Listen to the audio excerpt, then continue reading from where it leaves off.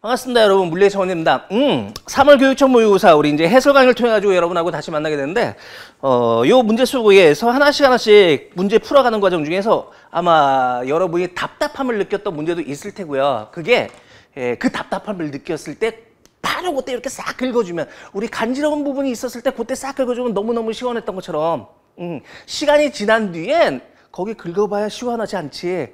똑같이 답답함을 느꼈을 때 바로바로 요게 해결할 수 있게끔, 그게 해설 강의의 진정한 묘미 아닐까 싶어요. 그러니까 뭐 시간 텀 띄워두지 마시고요. 요번 주에 여러분이 모의고사 봤으면 요번 주에 그 해설 강의 통해 가지고 여러분 걸로 꼭 소화시켜 놓을 수 있도록, 뭐 물리뿐 아니라 모든 과목의 해설 강의는 꼭 반드시 여러분이 보셔야 돼요.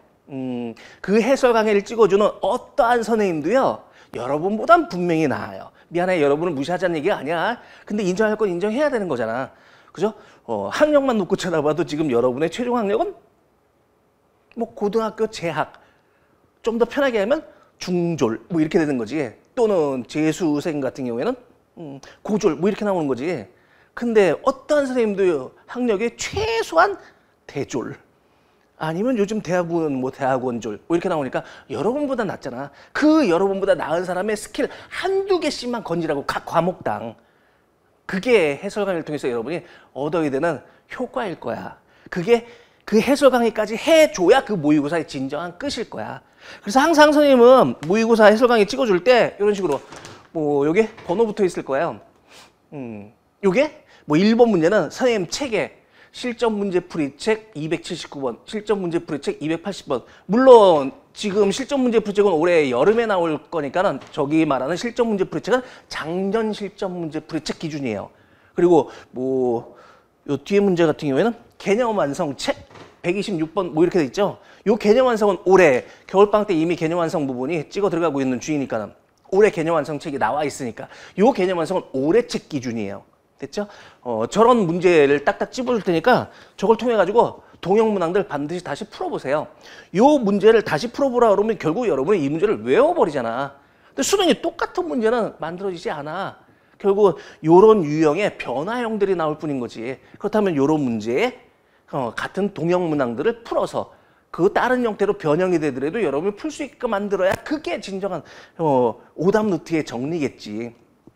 그래서 하나씩 이렇게 뭐 불러주면서 찝어줄 테니까는 반드시 여러분 책하고 비교해가지고 거기에 틀린 문제들 또는 맞춤 문제들에도 애매해야 돼. 기역, 니은, 디귿 중에 기역, 니은 알았는데 디귿이 좀 애매했었는데 우연찮게 맞았네? 그런 문제들까지 자기 걸로 완전히 이제는 이해하고 넘어갈 수 있는 단계로 바꿔놓으세요. 그래서 항상 선생님이 시간이 더 걸려요. 선생님도 이거 귀찮지?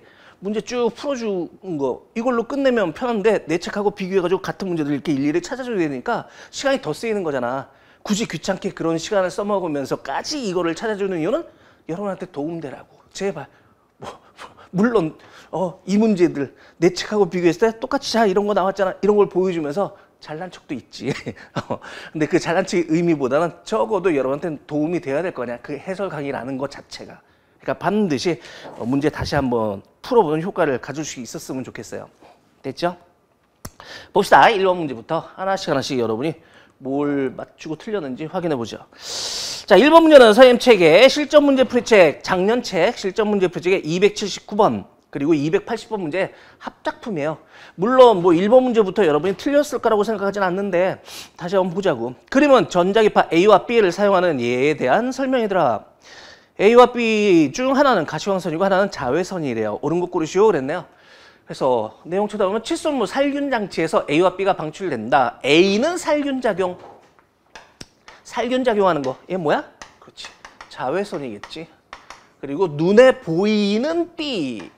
그럼 B는 뭐야? 눈에 보이는 거. 말 그대로 가시광선. 그죠? 가능할 가짜 보일 자 보는 게 가능한 광선. 그래서 A가 자외선이고 B가 가시광선 이렇게 된 거겠네. 옳은 것. 기억벌에 A는 자외선이더라. A가 자외선. 답이고요. 니은문에 진동수는 B가 A보다 크더라. 진동수 누가 커? 그지? 자외선이 진동수 큰 거. 가시광선이 파장이 긴 거. 두 개를 비교한다면. 속력은 같아야 되는 거. 모든 전자기파는 진공유해에서 속력, 광속 C로 다 같아야 되는 거. 그래서 디귿번의 진공의 속력은 A와 B가 같더라. 기억 디귿번 원했던 답이겠죠. 무난하게 뭐 1번은 맞추지 않았을까 싶어요. 전자기파 부분은 거의 한 문제는 매년 꼭 모든 시험장에 한 문제씩은 반드시 등장시키고 있는 추세예요. 거의 문제에도 1번 내지 2번 뭐 많이 이렇게 오버돼봐야 3번 정도 위치를 꼭 차지하는 놈이니까 맞추고 지나가야 되는 단원이라고 봐요. 2번 문제는 선생님 개념 완성책의 126번 문제하고 같아요. 그거 가지고 다시 풀어보시면 되겠지. 다음은 두 가지 핵반응을 나타내는 것이다. 기억과 니은은 서로 다른 원자 얘기더라. 옳은 거 고르시오 그랬어. 원자 핵반응. 그지? 핵에너지 파트에서 시험 문제로 여러분이 만나게 되는 건 결국은 핵반응식이라고 그랬습니다. 이거 외에 문제 낼 게 없다니까. 핵반응식 외에는 즐거운 산수시간 숫자 맞추기. 그럼 화살표 이전의 숫자합과 화살표 이후의 숫자합이 반드시 보존돼 줘야 된다고 그랬잖아. 유일하게 보존되지 않는 게 뭐? 질량만 보존되지 않는다고 그랬지. 질량 수도 보존되는데 질량은 보존되지 않는다고 그랬지. 그럼 원자 번호를 놓고 쳐다보면 화살표 이후는 다 나온 거네. 화살표 이전이 덜 나온 것뿐이네. 그럼 화살표 이후에 총 질량 아니다. 원자 번호는 2. 근데 이게 두 마리가 있대. 그럼 양성자 수는 총 4개가 있어야 되는 거겠지. 그러니까 요거 양성자수 합한 게 4개가 나와야 되는데 얘가 3이니까 여기 얼마 들어가야 돼? 1. 뭔진 모르겠지만 분명히 얘는 원자번호 1인 놈일 거예요. 그리고 여기에 질량수는 총 8. 근데 얘가 6이야. 그럼 얘는 2 이렇게 들어가야겠네. 뭔진 모르겠지만 모르긴 개뿔. 우리는 요게 중수소인 거 알고 있어요. 근데 이게 중수소라는 거 몰라도 된다고. 하지만 요 숫자는 반드시 알고 계셔야 된다고. 찾을 수 있어야 된다고. 핵반응식. 어려운 건 아니죠. 우리 뭐 복잡한 뭐 미적분 하자는 것도 아니라고 그랬어. 하지만 적어도 산수는 할 수 있어야 된다고 그랬어. 즐거운 산수 시간이라고 그랬어요. 다시 화살표 이전에 여기에 원자 번호 합이 총 5. 그럼 얘가 4. 그럼 여기 들어갈 게 1. 이렇게 돼줘야겠네. 다시 이놈 총 질량수 합이 9. 얘가 8. 그럼 여기도 1. 이렇게 들어가겠네. 이게 뭐예요? 양성자 또는 뭐 수소 뭐 이렇게 표현하셔도 상관없겠죠. 수소 원자 핵. 오케이. 그래서 옳은 거 기억번의 양성자수는 기억과 니은이 같더라. 양성자수 1. 얘도 얘 1. 같더라. 정답이네요. 니은의 질량수는 니은이 기억보다 크더라. 질량수는 얘는 1. 얘가 2. 니은이 적지요. 기억이 오히려 더 크지요. 니은이 크다 거짓말. 디귿번의 질량결수는 가에서가 나에서보다 크더라. 여기 발생되는 요 에너지 값. 요게 뭐였어? 여기에 반응물의 질량에 비해서 생성물의 질량, 그 차만큼 일부 사라지는 게 질량 결손 부분. 요 질량 결손 부분이 결국 요 놈의 에너지로 방출돼서 나오는 거. 그러니까 결국 요 에너지 양이 많다 이 말은, 방출된 에너지가 많다는 얘기는 요 질량 결손이 많아졌다 요 말이 돼주는 거니까 질량 결손은 분명히 그죠? 가에서가 더 크죠. 맞네요. 그래서 기억 디귿번 원했던 답. 뭐 핵에너지 부분도 거의 나오는 게 뭐 일정한 형태로밖에 지금 등장 안 하고 있는 중이니까는 절대로 여러분이 틀 수 있는 단원이 아니에요. 꼭 맞추고 지나가야 되는 단원이라고 볼 수 있어요. 됐지요? 무난하게 1, 2번 풀었을 테고 3번에 3번 문제는 선생님 개념 완성책의 154번 그리고 158번 문제의 합성 문제라고 보시면 돼요. 그림은 파원 S12에서 서로 같은 진폭과 위성으로 발생시킨 두 물결파의 0초일 때 모습을 나타낸 것이다. 두 물결파의 진동수는 0.5Hz이더라. 진동수 0.5Hz이더라. 이걸 보고 우리 확인할 수 있는 게 뭐야? 그렇지, 주기.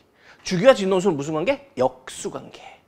그러니까 0.5분의 1 값이 주기 값이 될 테니까 주기는 얼마? 그렇죠? 2초 이렇게 된다는 뜻이네. 뭐 주기를 노골적으로 주어지는 경우는 잘 없어요. 그래프 형태로 주던지 아니면 진동수 얼마다 이런 식으로 주던지. 반드시 표현이 그런 식으로 등장할 거예요. 더더군다나 이 3번 문제 같이 이렇게 나오는 것들 왜 간섭 현상 나타날 때 선생님이 정상파 부분까지 수업을 해주잖니. 그 정상파 부분에서 배, 마디 위치 찾는 거, 쉽게 찾는 거 표현해 줬습니다. 분명히 올해 개념 완성하기는 아직 파동 이제 이 다음 주에 들어갈 내용이 돼주는데 아직 그러니까 올해 개념 완성 강의를 보고 있는 친구들은 여기까지 못 나갔던 것 뿐이지.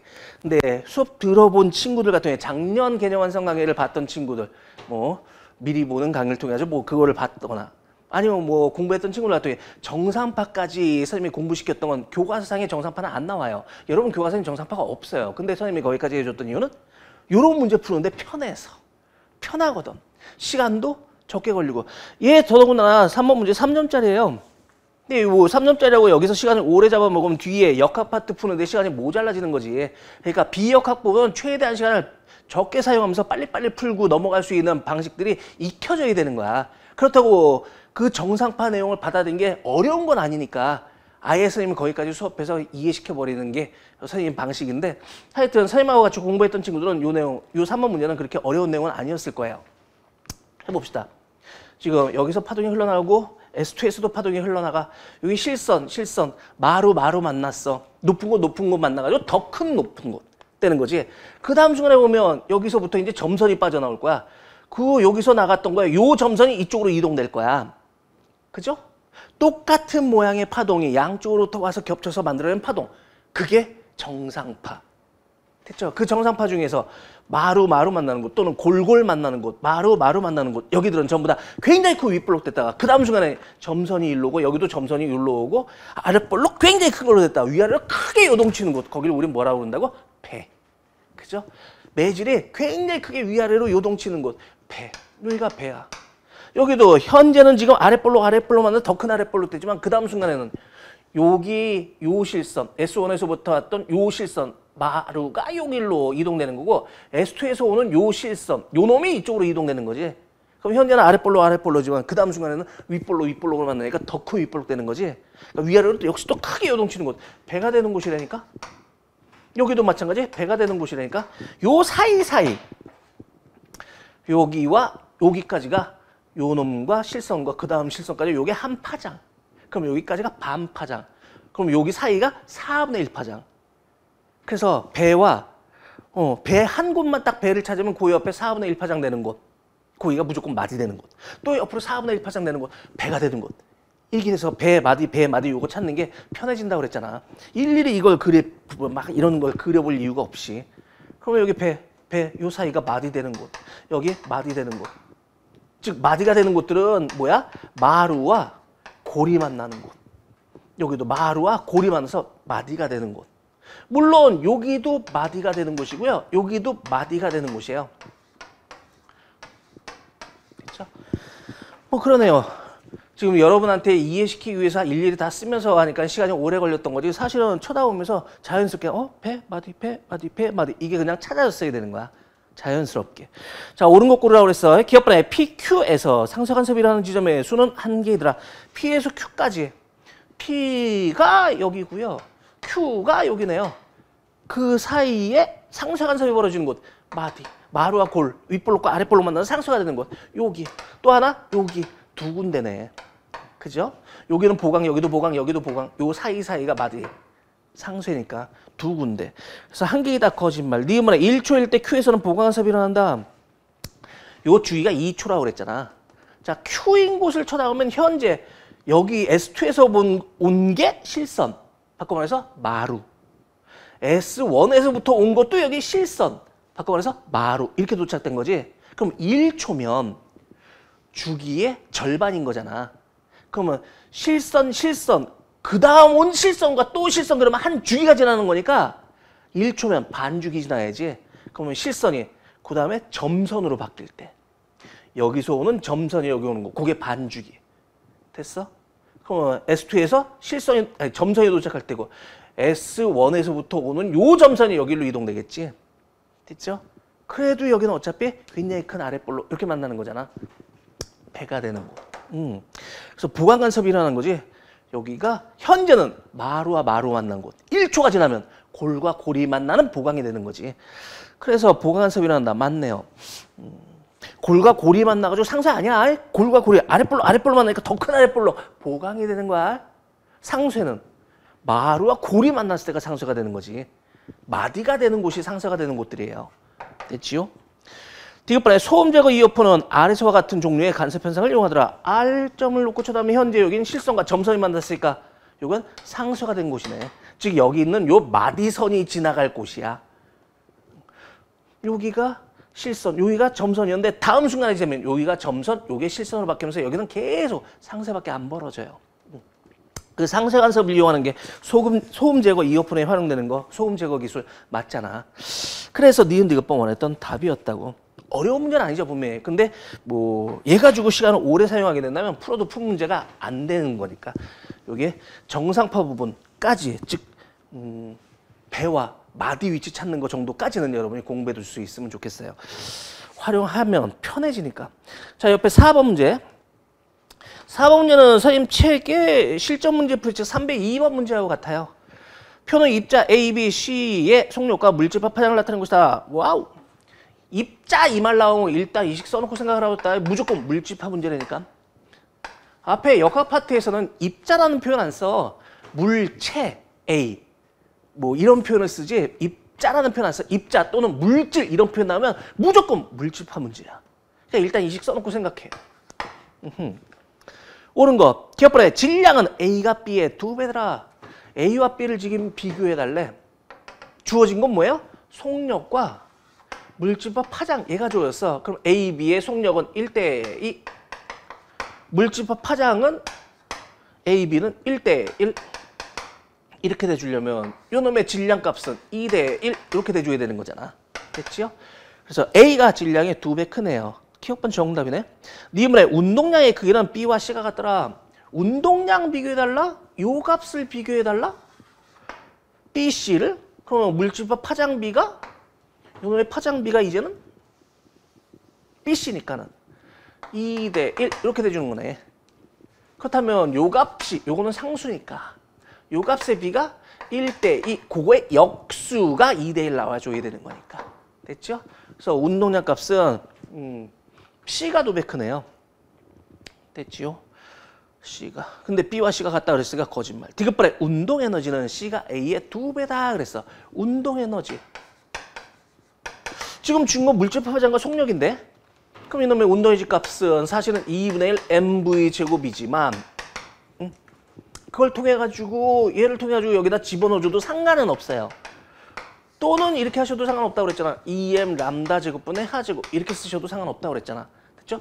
요건 상수고요. 2도 상수고요. 질량 B와 파장 B를 알고 있으면 되는 거지. 그럼 전체 운동 에너지 B를 찾을 수 있겠지.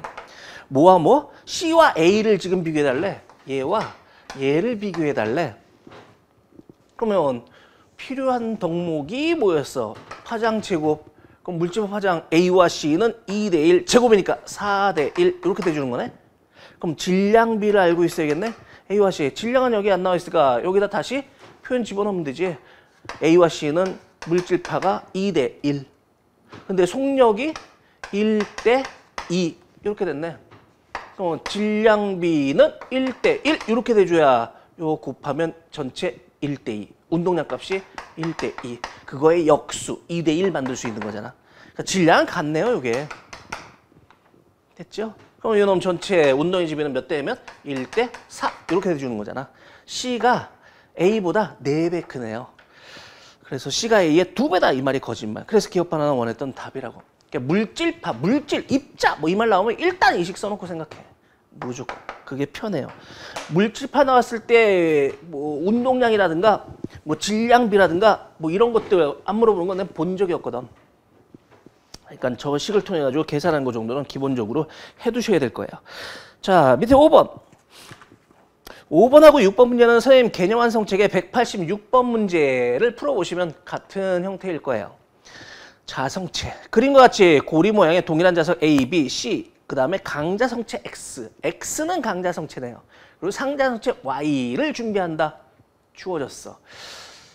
그리고 모두 다 정지했을 때 위치를 비교한대. 정지 뭐 이런 거 나오면 일단 동그라미 쳐두라고 그랬지. 습관이어야 돼요, 얘는. 정지. 그럼 뭐 떠올라야 돼? 같이? 동의어. 알짜임 0. 같이 떠올라줘야지. 오케이. 그래서 5번 문제 쳐다보시면 실험 1과 2에 대한 설명을 옳은 거 고르시오. 1, 2 얘를 비교해달래요. 1번에 1에서 A가 B에 작용하는 자기력과 B에 작용하는 중력은 작용반영항이더라. 작용반영항에는 말장난에서 주기체가 바뀌어야만 작용반영이 된다고 그랬다. 항상 작용반영과 평형을 구별할 수 있어야 된다고 그랬어요. 그러니까 작용반영이 따로, 평형이 따로 이거는 소용이 없다니까.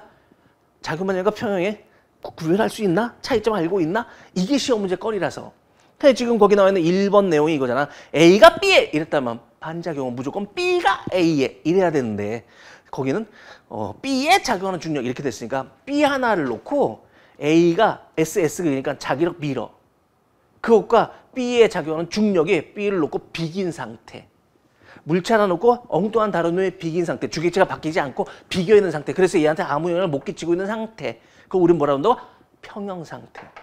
그러니까 거기 지금 요 B에 작용되는 그 1번 내용은 평형인 거지. 힘의 평형인 거지. 작용만 영 아니네요. 2번에 2에서 A가 B에 작용하는 자기력의 크기는 B의 무게와 같다. 2에서 A가 B에 작용하는 자기력 크기는, 그럼 A가 B에 작용하는 자기력은 얘를 들고 있는데 B가 C를 들고 있는 중이야. 그럼 A가 B만 밀고 있는 거야? 아니, C까지 같이 들고 있는 중인 거야. B가 C를 밀어서 들고 있는 중이니까. 그럼 A는 B만 민 게 아니라 C까지 같이 이렇게 된 거지. 오케이. 그거는 B의 무게와 같더라? 아니지. B 플러스 C의 무게와 같다. 이렇게 표현돼야 맞겠지. 그래서 2번도 틀렸고요. 3번에 1과 2에서 A가 B에 작용하는 자기력 크기는 같더라. 1과 2에서 A가 B에 작용하는 거. A가 B에 작용하는 자기력은. 1에서는 A가 B에 작용하는 자기력은 B 무게만큼이면 되고요. 2에서는 좀 전에 얘기했던 것처럼 A가 B에 작용하는 자기력은 B와 C의 총 무게값만큼. 그러니까 요 2의 경우가 더 크죠. 그래서 같다, 이게 거짓말이네. 4번에 B에 작용하는 알짜임 크기는 2에서가 1에서보다 크더라. B에 작용하는 알짜임, 정지, 뭐 떠올라야 된다고? 빵. 그래서 알짜임, 빵 이렇게 되는 거지. 2에서. 1에서도 마찬가지. 정지, 알짜임, 빵. 그러니까 둘 다 알짜임, 빵 이렇게 되지. 뭐가 크다? 거짓말이네요. 5번에 A가 수평면 누르는 힘의 크기는 2에서가 1에서보다 크더라. 누른다, 떠받든다. 이걸 잘 모르겠으면 어떻게 하라고? 그 사이에다 체중계 쳐집어넣으라고 했잖아. 그러니까 A가 수평면을 누르는, A가 수평면을 그러면 요 사이에 체중계가 있다고 생각하시면 된다니까? 여기에 체중계가 있다고 생각하시면 된다니까? 그럼 요 사이에 자기력은 A가 B를 밀어오는 자기력 또는 뭐 이것들은 자기들끼리 작용하는 상호관계야. 그럼 외부의 얘 체중계와는 전혀 관련이 없지. 그러니까 얘 위에 뭐가 얹혀져 있는지를 보는 거야. 그럼 A와 B 두 개 다. 여기는 A, B, C 세 개가. 그러니까 여기에 수직항력 값이 더 크지요. 2의 경우가 더 크다. 맞네요. 그래서 5번이 옳은 것 답이었던 거야. 됐죠? 오로지 이 말 하나 때문에 그런 거야. 정지. 그럼 습관적으로 그냥 알짜임 빵 떠올라주면 돼요. 다시 6번 문제 쳐다보시면 X, Y에 대한 옳은 설명을 고르시오 그랬네요. X와 Y에 대한 거. 아까 X에 대한 단서 조항은 얘는 강자성체래요. 얘는 상자성체래요. 강자성체와 상자성체의 가장 큰 차이점은 뭐야? 외부 자기장에 순응하는 형태로 자기장 배열이 벌어지는데, 강자성체는 외부 자기장이 사라져도 그걸 유지하는 놈. 상자성체는 외부 자기장이 사라지면 그게 유지되지 않는 놈. 그러니까 상자성체 같은 경우에는 요 실험사의 요 밑에 자석에 직접적인 영향을 받게 되는 거야. 얘는. 그 전에 어느 자석 주변에 있었는지 자기랑 전혀 관련이 없어. 거기서 벗어나면 자기는 완전 새로운 놈인 거야. 그게 여기에 요 자석에 이 영향을 받게 돼버린 거야. 그래서 이 상자성체는 항상 인력밖에 생길 수가 없는 이유지. 그러니까 요게 요 같은 경우에는 요게 S극이었으니까 밑에가 N극, 위쪽이 S극. 외부 자기장과 같은 방향으로 배열이 생겨줘야 되는 거지. 됐지요? 근데 지금 얘는 떠 있다. 원래 이놈도 자기화돼 있지 않은 놈이라면 외부 자기장과 같은 쪽으로 배열이 벌어지면서, 즉 아래쪽에 얘도 N극, 위쪽에 S극 그러면서 요게 인력이 생겨줄 거거든? 그럼 요건 붙었어야 정상이겠지. 근데 얘가 떠 있어. 얘가 떠 있다는 얘기는 분명히 이놈이 아래쪽에 S극, 위쪽에 N극. 그래서 여기 청력이 생겨서 밀어 올리고 있는 중인 거지. 얘 무게만큼을 얘가 자기력을 통해 가지고 밀어 올리고 있는 중인 거지. 왜? 그러면 얘놈은 얘에 영향받는 게 아니라 애초에 요 반대 방향으로, 얘의 반대 방향으로 자기적 배열을 갖고 있던 놈인 거네. 다른 데서 저 배열이 생겨 있던 놈인 거야. 그걸 여기다 갖다 놓은 거야. 그걸 유지한 상태로 오게 돼 버린 거야. 요 위치로.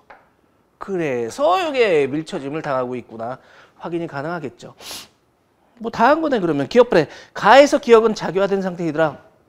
가에서 요 놈을 준비해서 여기다 갖다 놨을 때 요 현상이 나타났다는 얘기는 애초에 준비된 상태에서 이놈은 자기화가 돼 있던 놈이었던 거지. 이미. 그죠? 맞네요. 그래서 니문의 4에서 A와 Y 사이에는 미련은 자기력이 작용한다. 4에서 A와 요놈 사이는 인력이 생겨줘야지. 그죠? 외부 자기장과 같은 쪽으로 N극에서 자기력성이 나와서 S극으로 돌아가는 그 자기력성과 같은 쪽으로 배열이 벌어지게끔 만들어줘야 되니까 아래쪽에 N극, 위쪽에 S극이니까 Y는. 됐지요? 그래서 요거는 인력. 그래서 밀어내는 이게 틀렸고 3번에 3과 4에서 X, Y는 서로 같은 방향으로 작용하고 있더라. 얘는 아래쪽에 S, 얘는 아래쪽에 N극. 거꾸로 돼 있는 거지. 그래서 같은 방향으로 작용하고 있다. 거짓말이네요. 계기업 바나나 올바른 답이었다고요. 뭐 자성체 부분도 이 정도라면 굉장히 무난하고 편안하게 시험 보지 않았을까 싶어요. 오케이. 자, 뒷장에 7번. 7번에 다이오드. 다이오드 부분 특히나 이런 회로 그림을 이해하는 거 전류 입장에서 이거는 반드시 갖고 있어야 되는 공부 내용인 거지. 항상 이런 전기 회로 부분 쳐다보면 여러분이 전류 입장에 대해서 판단하시는 거니까 편안하게 보자. 요 7번 문제는 선생님 책에 실전 문제 풀이책 343번 문제 하고 갔습니다. 그거 가지고 다시 연습해 놓으시면 될 거야.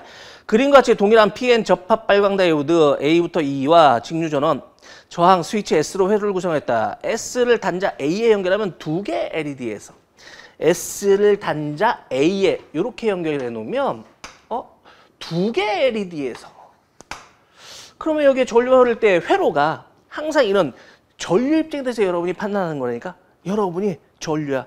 회로에 흘러다니는 그 전류야. 건전지에서 출발해서 이렇게 갔어. 가다 보니까 길이 두 갈래야. 일로도 갈 수 있고 일로도 갈 수 있어. 그럼 이렇게 가게 되면 전류가 한 바퀴 이렇게 되는 구조가 될 테고 이렇게 돌면 한 바퀴 이렇게 되는 구조가 되겠지. 만약 이쪽으로 전류가 흘렀다면 여기는 하나, 둘, 세 개의 다이오드를 통과한 후에 이렇게 돌아오는 거지. 이게?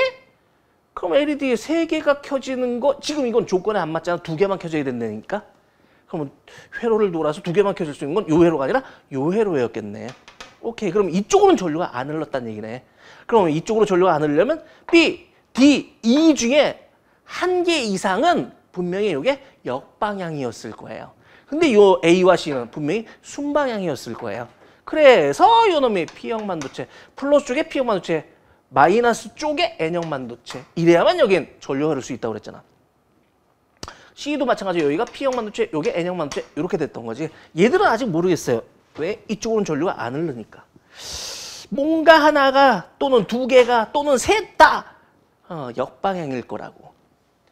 근데 단자를 B에 연결하면 자 요게 아니라 이쪽으로 연결시켜 놓으면 어머 다섯 개가 다 켜졌대요. B 쪽에 연결하면 이제 회로가 이쪽은 없고요. 헷갈릴 수 있으니까. 아까 A 쪽에 닿았을 때 노란색으로 하면 B 쪽으로 이렇게 닿으면 회로가 이제는 전류가 이렇게 가서 이쪽으로 오는데 이렇게도 흐를 수 있고요. 아니다. 미안. 요렇게도 흐를 수 있고요. 요렇게도 흐를 수 있는 거지. 근데 다섯 개가 다 켜지니까 얘 다 켜지려면 일로도 전류 흐르는 게 된 거고 요로도 전류 흐르는 게 성립된 거지. 이렇게 쳐다보니까 요거 P형, 요거 N형, P형, N형 이렇게도 흘러야 되니까 요게 P형, 요게 N형이었던 거네. 그럼 이렇게도 흐르게 만들면 여기가 P형, 요게 N형, 요게 P형, 요게 N형 이렇게 된 거네. 항상 모든 전기회로는 여러분이 전류 입장에 대해서 판단하는 거야. 가다 보니까 길이 두 갈래네. 내가 갈 수 있네, 못 가네? 이거 가지고 판단해 보시면 모든 회로 편하게 그냥 이해할 수 있을 거예요. 그러니까 아까 요 노란색 A 쪽에 스위치가 연결됐다면 요렇게 전류가 흘렀어야 되는데 요거는 순방향, 얘도 순방향. 근데 얘가 역방향이라서 얘 때문에 얘가 전류가 못 흘렀던 거네. 됐지요? 그냥 전부 다 P형 반도체, N형 반도체 다 찾아놨으니까 문제 기억번에 S를 A에 연결하면 A의 P형 반도체에 있는 양공은 PN 접합면 쪽으로 이동하더라. A 쪽에 연결했을 때 요렇게만 전류가 흐를 때 그러면 A에 있는 P형 반도체 양공은 접합면 쪽으로 이동되는 거 맞죠? 플러스가 A에 있는 양공을 접합면 쪽으로 밀고 요 N형 반도체에 있는 전자를 마이너스가 접합면 쪽으로 밀고 그래서 그 양공과 전자가 요 접합면에서 잘 만나게 되는 거 그게 순방향이라고 그랬잖아. 맞네요. 니은에 S를 B에 연결하면 A부터 E에 몽땅 다 순방향 전압이 걸린다. B 쪽에 연결하면 얘들 다 켜지고 얘들도 다 켜져야 되니까. 그죠? 전부 다가 순방향 되는 거 맞죠? 디귿번에 X는 P형 반도체더라. X가 N형 반도체네요. 그래서 기억 니은번만 올바른 답이었다고. 다이오드도 이 정도 회로고 이 정도 내용이라면 그냥 무난하게 풀었어야 맞지 않을까 싶어요. 오케이. 자, 밑에 8번 문제 보시면 8번. 8번 문제는 선생님 개념 완성책의 133번 문제하고 같죠. 그림가는 시간 t가 빵일 때 매질 1, 2에 진행에 대한 파동의 모습을 나타내는 것이다. 파동의 진행 방향은 플러스 x 방향과 마이너스 x 방향 중 하나이더라. 즉 오른쪽 가든지 왼쪽 가든지 둘 중 하나이더라. 어느 쪽으로 가는지는 잘 모르겠어요. 그런데 그림나는 가에서 x가 3m에서의 파동의 변이를 t에 따라 나타나는 것이다. 옳은 거 고르시오 그랬네. 해볼까? 일단 요놈의 x축이 거리축으로 나와 있으면 뭐 확인할 수 있어? 그치? 파장. 한 번 깜빡인데 갈 수 있는 길이 파장. x축이 시간축으로 나와 있으면 한 번 깜빡인데 걸린 시간. 그걸 보고 우린 뭐라 그래? 주기. 그러니까 여기에 주기는 몇 초? 한 번 깜빡이는 거 2초. 그럼 여기는 요게 실선. 요게 점선. 여기까지가 점선. 여기까지가 매질 1이었으니까. 요게 점선, 그러면 아랫볼록, 윗볼록, 다시 아랫볼록 이렇게 간 거. 여기까지가 한 파장인 거지. 얼마? 4. 그러니까 여기의 파장은 4. 여기는 아랫볼록, 여기도 아랫볼록, 매질 2에서는. 요게 한 파장, 요게는 2. 요렇게 된 거네. 오케이. 하나 더. 지금 요 나그래프가 아까 뭐라고 주어졌어? 나는 가에서 x가 3인 곳. x가 3인 곳. 여기네. 3인 곳. 그러면 여기 실제 평면도로 그려놔서 그렇지 우리가 늘 보게 되는 그 횡파 형태의 그래프로 표현해보면 요겐 점선 골, 요게 실선 마루. 그러니까 여기는 윗볼록 요렇게 된 거고 요게 이렇게 가서 여기가 아랫볼록 점선. 여기도 요렇게 돼서 요게 아랫볼록 이렇게 되는 거잖아. 오케이. 그러니까 3인 곳이니까 요게 지금 현재 축하고 만나 있는 곳인 거네. 매질이. 현재. 여기네. 0초일 때. 근데 시간이 지남에 따라서 그놈의 매질이 위로 올라가야 돼. 그러면 이놈의 매질이 위로 올라가야 되니까 얘 주변에 윗볼록이 자기 쪽으로 다가와야 되는 거야. 만약 이 파동이 왼쪽으로 이동하게 된다면 아랫볼록이 자기 쪽으로 요 3인 곳으로 오게 되는 거지. 그럼 이 매질은 밑으로 내려가야 되는데 얘는 위로 올라가잖아. 말이 성립이 안 되잖아. 그렇다는 얘기는 분명히 위로 올라가기 위해서 파동이 오른쪽으로 이동 중이었을까? 요 윗볼록이 자기 쪽으로 다가오고 있는 중이었을 거라고. 파동의 진행 방향은 오른쪽이구나. 확인이 가능하죠? 그래서 니은문의 파동은 마이너스 X방향으로 진행하더라. 아니 플러스 X방향으로 진행돼 줘야 되고요. 기억보라 2에서 파동의 속력은 1m/s이더라. 2에서 파동의 속력은 파장 2, 주기 2. 그러니까 요게 시간분의 거리, 속력. 그러니까 1m/s 맞네요. 뒷번에 x가 5m에서 파동의 변이는 t가 2초일 때가 t가 2.5초일 때보다 크더라. x가 5m인 곳. 여기네. 여기에 지금 현재 파동의 모양을 쳐다보면 요게 아랫볼록 부분이고 요건 마루니까 윗볼록 부분 요렇게 됐던 거. 그게 다시 여기에 아랫볼록 요렇게 되는 거. 모양이 약간 찌그러졌는데 그림은 이해되죠? 요렇게 되는 거. 요 파동이었을 거야. 파장이 아까 이쪽보다 지금 짧아진 거지. 반으로 준 거지. 거기에 지금 5m에서 파동의 변이는 2초일 때. 2초일 때? 그럼 얘는 주기가 2초니까. 그럼 현재가 윗볼록이면 한 주기가 지나면 2초가 지나면 한 주기가 지나면 다시 윗볼록이 된 상태. 됐죠? 그러니까 5m에서 파동의 변이는 2초일 때는 요 자리를 얘기한 거고 2.5초면 한 주기 지나고 0.5초 즉 4분의 1주기 더 지난 거. 그러면 여기서부터 여기까지 가는 게 반주기 1초. 그 다음 다시 위까지 올라오는 거 그게 2초. 요게 반주기니까 0.5초면 요 놈이 이쪽으로 이동되는 거지. 됐어요? 그러니까 2초일 때는 마루인 여기가 되는 거고 즉 여기에 진폭은 요만큼이 돼주는 거고 오케이? 변이가 요만큼 돼주는 거. 그리고 2.5초가 되면 요 놈이 요 자리로 오게 되니까 빵! 이렇게 되는 거. 그래서 2초일 때가 더 크더라. 맞네요. 그래서 기억 디귿범 했던 답이었다고.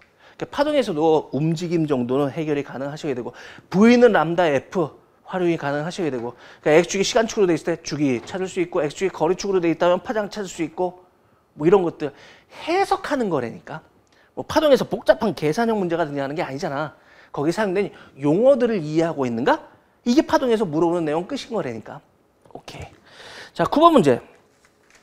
9번 문제는 선생님 책의 실전 문제 풀이책 26번 하고요. 개념 완성책 21번 문제하고의 합성품이에요. 9번 문제. 그래프 그리기형 문제. 그림과 같이 물체가 점 A부터 D를 지나는 등가속도 직선 운동을 하더라. A와 B, B와 C, C와 D 사이의 거리는 각각 L, S, 3L이더라. 거리에 대해서는 지금 다 준 거네. 그리고 물체가 운동하는 데 걸리는 시간은 A에서 B까지와 C에서 D까지가 같다. 야우. 요 문제의 출발점은 어디야? 그치? 이런 역학 파트의 문제, 뭐 앞에 역학뿐 아니라 뭐 비역학 부분도 마찬가지인데 물리 문제의 항상 출발점은 빵, 0 또는 같다, 정지 뭐 이런 말에서부터 항상 출발하는 거야. 여기서 가장 중요한 포인트는 같다야. 여러분 머릿속에서 뒤지는 게 아니라고 그랬잖아. 뭐가 같다고? 시간이 같다고. 아, 이거 이용해야겠구나. 뭐 등가속도 운동하더래. 그러니까 사실은 같은 게 하나 더인데 뭐? 등가속도 운동이니까 가속도도 같다. 이렇게 되는 거네. 그럼 가속도, 속도, 시간 이 세 가지 요소 중에서 가속도, 그 다음에 시간에 대한 거, 속력에 대한 거, 뭐 이런 조건을 지금 다 줬네? 그리고 없는 거? 거리, 요거 얼만데, 요거 하나 물어본 거야. 그럼 ST, VA 네 가지 요소 중에서 두 가지 이상만 주어진다면 그래프 그릴 수 있다고 그랬잖아. 그래프 그리기 문제인 거는 확인할 수 있겠죠. 이걸 뭐 어느 천년에 식 가지고 풀어. 그냥 그래프 뚝딱뚝딱 그리고 말지. 분명히 얘는 등가속도 운동 중이었을 거야. 정지 상태에서부터 빨라지는 요 추세였을 텐데 그중에 A를 지날 때가 속력이 빵이 아니야. A가 출발점이 아니야. A를 지날 때 이미 속력이 V였다니까. 그러니까 가던 중에 어딘가가 요게 A였던 거야. 그때 속력이 V였던 것 뿐이고. 됐지요? X축 시간축, Y축 속도축 해가지고 등가속도 그래프 하나 뚝 그려놓고 이제 여기에 해당하는 여기다 이렇게 대입시켜보는 것 뿐이에요. 자, B라는 곳은 가다 보니까 B가 됐어. 여기 B점이라고 하자. 거기까지 거리가 요 안에 면적이 이동거리 했었잖아. 그게 L만큼 갔을 때래. 자, B에서부터 C까지가 거의 C가 어딘지 모르겠는데 그 안에 거리가 X만큼 하더래. 이 면적이 X래. 여기가 C이고요. 그 다음에 D까지 갔는데 3L을 움직이더래. 근데 여기에 아까 뭐? 같다! 문제 출발점이 요거였으니까 A에서 B까지 가는 것과 C에서 D까지 가는 게 거리가, 아니 시간이 같대. 요 시간과 요 시간이 같아야 되더래. 됐어요? 그러니까 요게 D인 곳, 속력은 4V가 되는 곳. 거기까지 거리가 여기는 3L 되는 곳. 뭐 요게 같다는데 특별히 주어진 게 없으니까 T초 걸렸다고 합시다. 그리고 분명히 등가속도 운동이니까 가속도가 같으니까 요 기울기가 가속도 같으니까 요건 요 지점 A를 표현한 거야. 요건 가속도 A 그걸 표현한 거야. 또 헷갈려 하지 말고. 항상 그래프 나오는 기울기, 면적 두 가지 보는 거라고 했잖아. 요런 형태 문제 우리 그 개념 완성 부분에서 연습했던 거예요. 아까 선생님 책이 실전 문제 풀책 26번과 개념 완성 책 21번 문제 그 합성형 문제라고 하는데 개념 완성 책에서 요 기울기 A라고 했을 때 여기 특별히 여기 속력 안 나와 있고 여기 특별히 속력 안 나와 있고 여기에 시간도 안 나와 있고 거리도 안 나와 있으니까 얘를 이용해서 여기 속력 값들을 표현해 주는 거 연습했었습니다. 그죠? 요 놈의 B는요. 결국은 요 속력 V에서부터 가속도 A로 시간 T초가 지난 후의 속력인 거야. 그러니까 그 값이 얼마인 거야? V 플러스 AT가 되는 곳. 그죠? 속력이. 속력 V에서부터 가속도 A로 T초 동안 더 커진 속력값. 그걸 더한 거야, 지금. 다시 C는요. 4V에서 그죠? T초 전 가속도 A만큼 T초 전 속력이니까 여기는 AT만큼을 빼줘야 되는 거지. 됐나요? 그래서 얘를 기울기에 대해서 생각해가서 한번 문제 풀어준 것 뿐이야. 뭐가 달라? 우리 기울기에 대해서 한번 들여다봤으니까 이제 뭐 하면 되겠니? 면적 들여다보면 돼. 항상 그래프는 기울기, 면적 두 가지 보는 거라고 그랬잖아. 기울기에 대해서 이쪽 한 메꿔놨으니까 이제 면적에 대해서 생각해보자고. 그래? 그럼 여기 주어진 거라는 건 지금 요게 L이고요. 요게 3L인 거네. 됐지? L과 3L. 거리가 여기보다 여기가 3배 커. 시간은 동일한데 시간 똑같은데 3배 먼 거리 가려면 3배 빠르면 되네. 속력이 이쪽에 3배라는 얘기네. 무슨 속력? 평균 속력이 이거 절반값. 여기 절반값, 요 평균 속력이 여기보다 여기가 3배가 크다고. 그래야 요 면적이 3배가 크지. 요 면적이 요 면적보다 3배가 크지. 요 평균 속력은 얼만데? 그치. 처음과 끝의 절반값. 2분의 얘 더해서 반 쪼갠 거. 그러니까 2분의 2v 플러스 at 값. 이게 여기서의 평균 속력값. 됐나요? 그거에 시간 t초 곱한 값이 L.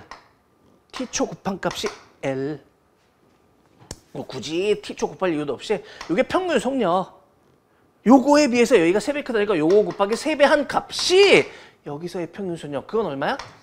2분의 처음 끝 절반 값이니까 요거 두 개 더해주면 8v-at 값. 뭐 나머진 정리. 여기 얼마? 6v 플러스 3at 값이 8v-at 값. 그럼 얘 넘기면 2v 값이 넘기면 4at 값. 어머? at 값이 2분의 v네. 와우! at 값이 2분의 v네. 바꿔내서 이 값이 v고 2분의 v니까 2분의 3v 값이네. 여기는 4v에서 2분의 v를 뺀 값이니까 2분의 7v 값이네. 엄마? 그러면 여기랑 여기 요게 2분의 3v고요. 여기가 2분의 7v면 여기 속도 차는 얼마가 나는 거야? 2분의 7, 2분의 3. 2분의 4만큼 차이 나는 거지. 즉 바꿔서 2v가 차이 나는 거지. 여기 속도가. 여기는 속도 얼마 차이 나는데 여기에 v, 여기가 2분의 3v니까 여기는 2분의 v가 차이 나는 건데 그럼 등가속도 운동 중이었으니까 여기 속력 2분의 v만큼 바뀌는데 t초 걸렸다면 2v가 바뀌는 데는 시간 몇 초 걸리겠니? 다시 한 번만 2분의 v의 속력이 바뀌는데 t초가 걸리더래. 그럼 2v가 바뀌는 건 얘 4배잖아. 그 바뀐 데 걸리는 시간은 이건 4t가 걸리겠지. 됐지요? 다 했다요? 다 했다요? 우리가 찾고자 했던 건 사실은 뭐야? 찾고자 했던 거? 요 x값은 얼마니? 요게 지금 질문거리였어. x가 얼만데? x가 얼만데? 그러면 요건 이제 시간에 대한 단수 조정 이것도 알 수 있어 사실은. 여기 빵에서부터 어디 출발한 곳 지금 나오지도 않았는데 그 출발한 곳부터 그 A라는 지점 지날 때까지는 시간 얼마 걸릴까요 이거? 마찬가지 속력 빵에서 V 바뀌었는데 2분의 V 바뀌었는데 t초 걸렸으니까 V만큼 속력 바뀌려면 2t 값만큼 걸리겠지 시간이. 그럼 시간에 대한 단수 조항은 다 찾은 거잖아 비율이. 그때 우리 이런 거 할 수 있잖아. 요 면적 그 다음에 요 면적. 요 면적은 요 놈의 시간 각각의 제곱비. 그게 요 거리비. 기억나요? 이런 등가속도 운동일 때 움직이는 거리는 시간 제곱에 또는 속력 제곱배에 비례하더라. 그러니까 요 면적, 요 면적, 요 면적비는 요 시간은 제곱, 여기까지의 시간 제곱, 여기까지의 시간 제곱. 그 비율을 통해서 찾아도 상관은 없고 그렇게도 되고 또 다른 방법은 요 x에 해당하는 건 마찬가지지. 얘 처음 끝 절반값 평균 속력. 그걸 시간 4t 동안 간 게 요 x잖아. 다시 표현해보면 처음 끝 절반값 여기가 2분의 7v, 여기가 2분의 3v. 절반값이면 2분의 5v. 맞지? 처음 끝 절반값.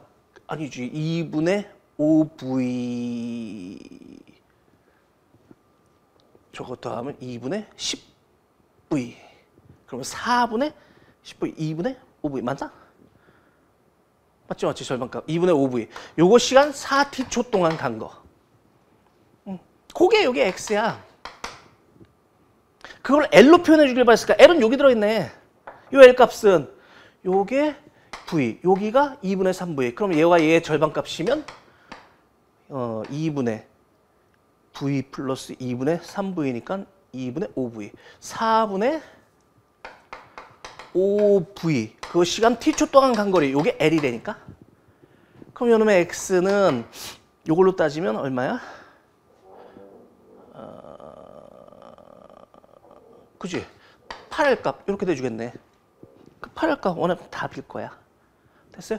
이렇게 하셔도 되고 아까 선생님이 얘기했던 것처럼 요거 면적 B 요 값은 요 시간 제곱 B 여기까지 걸리는 시간들의 제곱 B 이렇게 찾으셔도 상관없고 됐죠? 선생님 다르게 푼 건 없어. 요 문제 풀 때 그냥 문제 속에 준 게 단서 조항에 뭐 시간이 갔다? 아 갔다? 그럼 이 말이 출발점이겠네? 근데 시간이 주어지고 가속도가 등가속도 운동이라니까 가속도가 같다는 거 우리 알겠고 속력도 주어지고 거리 물어봤으니까 STVA 네 가지 요소 중에서 지금 적어도 두 가지는 준 건데 두 가지 이상을 줬는데 그럼 그래프 문제네? 그래프 뚝딱 그리고 그래프 속에서 우리가 봐야 되는 건 기울기와 면적이니까 기울기에 대해서 생각해서 이 값들을 찾아준 거고 면적에 대해서 생각해서 평균 속력을 통해서 면적 B를 구해준 것 뿐이에요. 나머지 그냥 단순 산수였던 것 뿐이고 그죠? 그래서 9번 문제가 사실은 오답률 1위 문제였어. 그러니까 정답률이 33%밖에 안 나온 거야. 10명 중에 딱 3명 맞춘 거. 얘가. 근데 그 정도로 심오한 형태는 아닌 거지.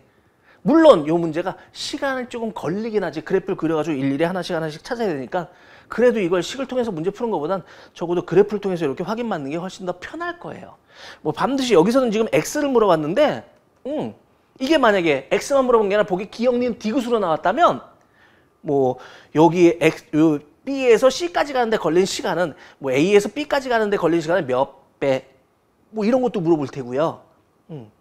뭐 다양하게 또는 정지 상태에서 A까지 가는데 뭐 시간 또는 요 거리는 또 얼마 뭐 이런 것들까지 물어볼 테고 그럼 보기 기억 니은 디귿에 대해서 각각씩 써가지고 문제 한없이 시간 걸린다니까 그거보다는 그래프 하나를 그려가지고 그냥 뚝딱뚝딱 해결해보는 게 몽땅 한꺼번에 다 해결할 수 있는 방식인 거라고. 뭐 시간이 오래 걸리는 형태로 낼 수도 있고요. 적게 걸리는 형태로도 낼 수 있고요. 그렇다면 뭐 하나의 형태로 이렇게 통일시켜 버리는 게 뭐 이 문제는 이렇게 풀고 저 문제는 이렇게 풀고 뭐 이렇게 풀었더니 안 돼? 저 문제도 또 알아두고 이렇게 푸는 것보다 하나의 방식으로 연습해 두시는 게 가장 좋은 습관일 거예요. 분명히. 자, 옆에 10번. 10번. 상대성 원리. 10번 문제는 선생님 책의 개념 완성책 114번과 실전 문제 풀이책의 141번 문제의 합성형 문제예요. 봅시다. 그림과 같이 관찰자의 관성계에 대해 동일 직선 위에 있는 점 PQR은 정지해 있으며 점광원 X가 있는 우주선이 0.5C로 등속도 운동하고 있더라. 표는 사건 1부터 4를 나타낸 것으로 관찰자의 관성계에서 1과 2가 동시에 관찰자의 관성계에서 항상 상대성이론은 누가 보냐가 중요한 거라고 했다. 관찰자 바깥에 있는 입장에서 볼 때 1과 2가 동시에 1과 2가 여기에 동시에 그 다음에 3과 4가 동시에 누가 볼 때? 관찰자가 볼 때. 됐어요? 그걸 우주선의 관성계에서 볼 때 그러면 1과 2의 발생 순서와 3과 4의 발생 순서로 옳은 것은 이렇게 물어봤어. 해보자요. 그럼 1, 2를 쳐다보면 관찰자 입장에서 X가 P의 위치에 왔을 때 요 놈이 우주선이 여기 P의 위치에 왔을 때 빛이 X에서 방출됐대요. 여기서 우주선도 여기 도착되고 빛 그 순간에 쐈대요.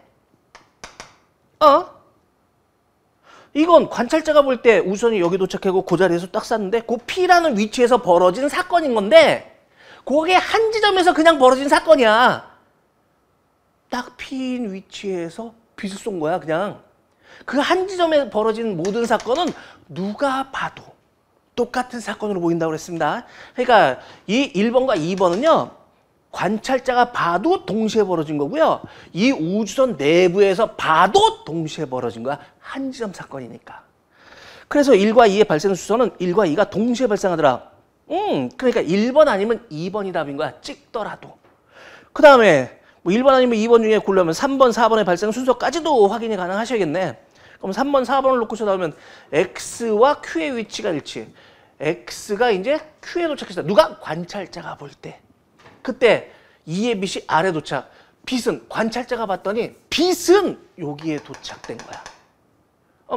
X는 여기 왔는데 빛은 여기에 도착된 거야. 이게 저기 X가 도착하는 순간에 이 빛은 여기 도착하는 거 얘가 볼 때. 그럼 이것도 동시야? 얘 입장에서 동시가 이 우주선 내부에서 봐도 이건 동시야? 그건 아니지. 왜? 이건 두 지점 사건이니까 한지점 사건이 아니잖아. 한지점 사건은 A가 볼 때 한지점 사건이었으면 B가 볼 때도 한지점 사건은 동시, C가 봐도 동시 이렇게 돼야 된다니까. 모든 사건이 다 누가 봐도 똑같이 보여야 된다니까. 근데 두 지점 사건은 A가 볼 때 이렇게 보였다면 B가 볼 땐 다르게 보여. C가 보면 또 달라, 관측 상황이. 그러니까 이건 분명히 달라.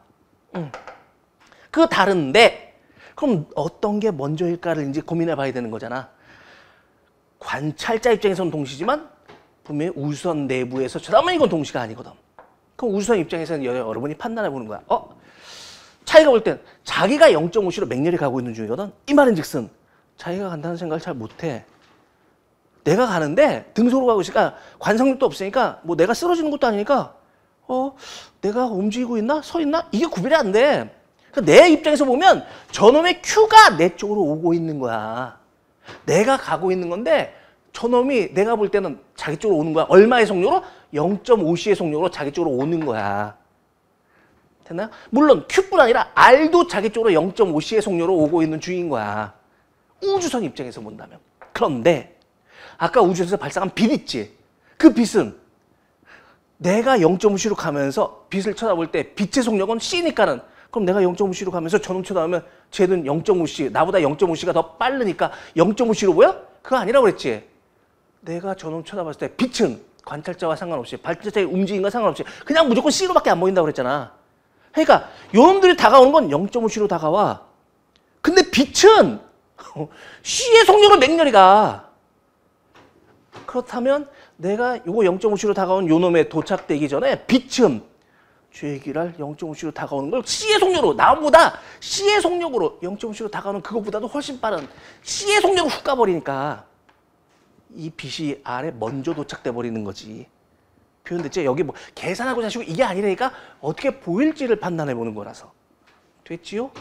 그러니까 빛이 아래 도착되는 이 광경을 쟤는 우주선 내부에서 보면 요게 먼저 그 다음에 자기가 저 Q에 도착되는 걸로 보이는 게 정상이겠지. 그래서 4가 3보다는 먼저 발생되겠구나. 그래서 원했던 답이 2번인 거라고. 됐죠? 한지점 사건과 두지점 사건 요거는 구별해서 받아들일 수 있도록 그렇게 해두셔야 돼요. 오케이. 자, 11번 문제부터는 잠깐만 쉬었다 하죠. 자, 합시다. 11번부터. 11번 문제는 선생님 책 개념 완성 책의 55번 문제하고 같아요. 그림과 같이 수평면에서 용철을 압축시킨 채로 정지했던 물체 A부터 D를 영추일 때 가만히 놓았더니 용철과 분리된 B와 C가 충돌해서 정지하였다. 아하. 압축시킨 상태에서 놨을 때 파하고 튀어나가는 거 폭발의 경우네. 분열의 경우네. 그죠? 뭐 운동량 충격량 부분 예전에 비해서요. 굉장히 요즘 그 단원 자체가 시험 문제 속에서 핫해. 굉장히 문제의 비중이 커졌어요.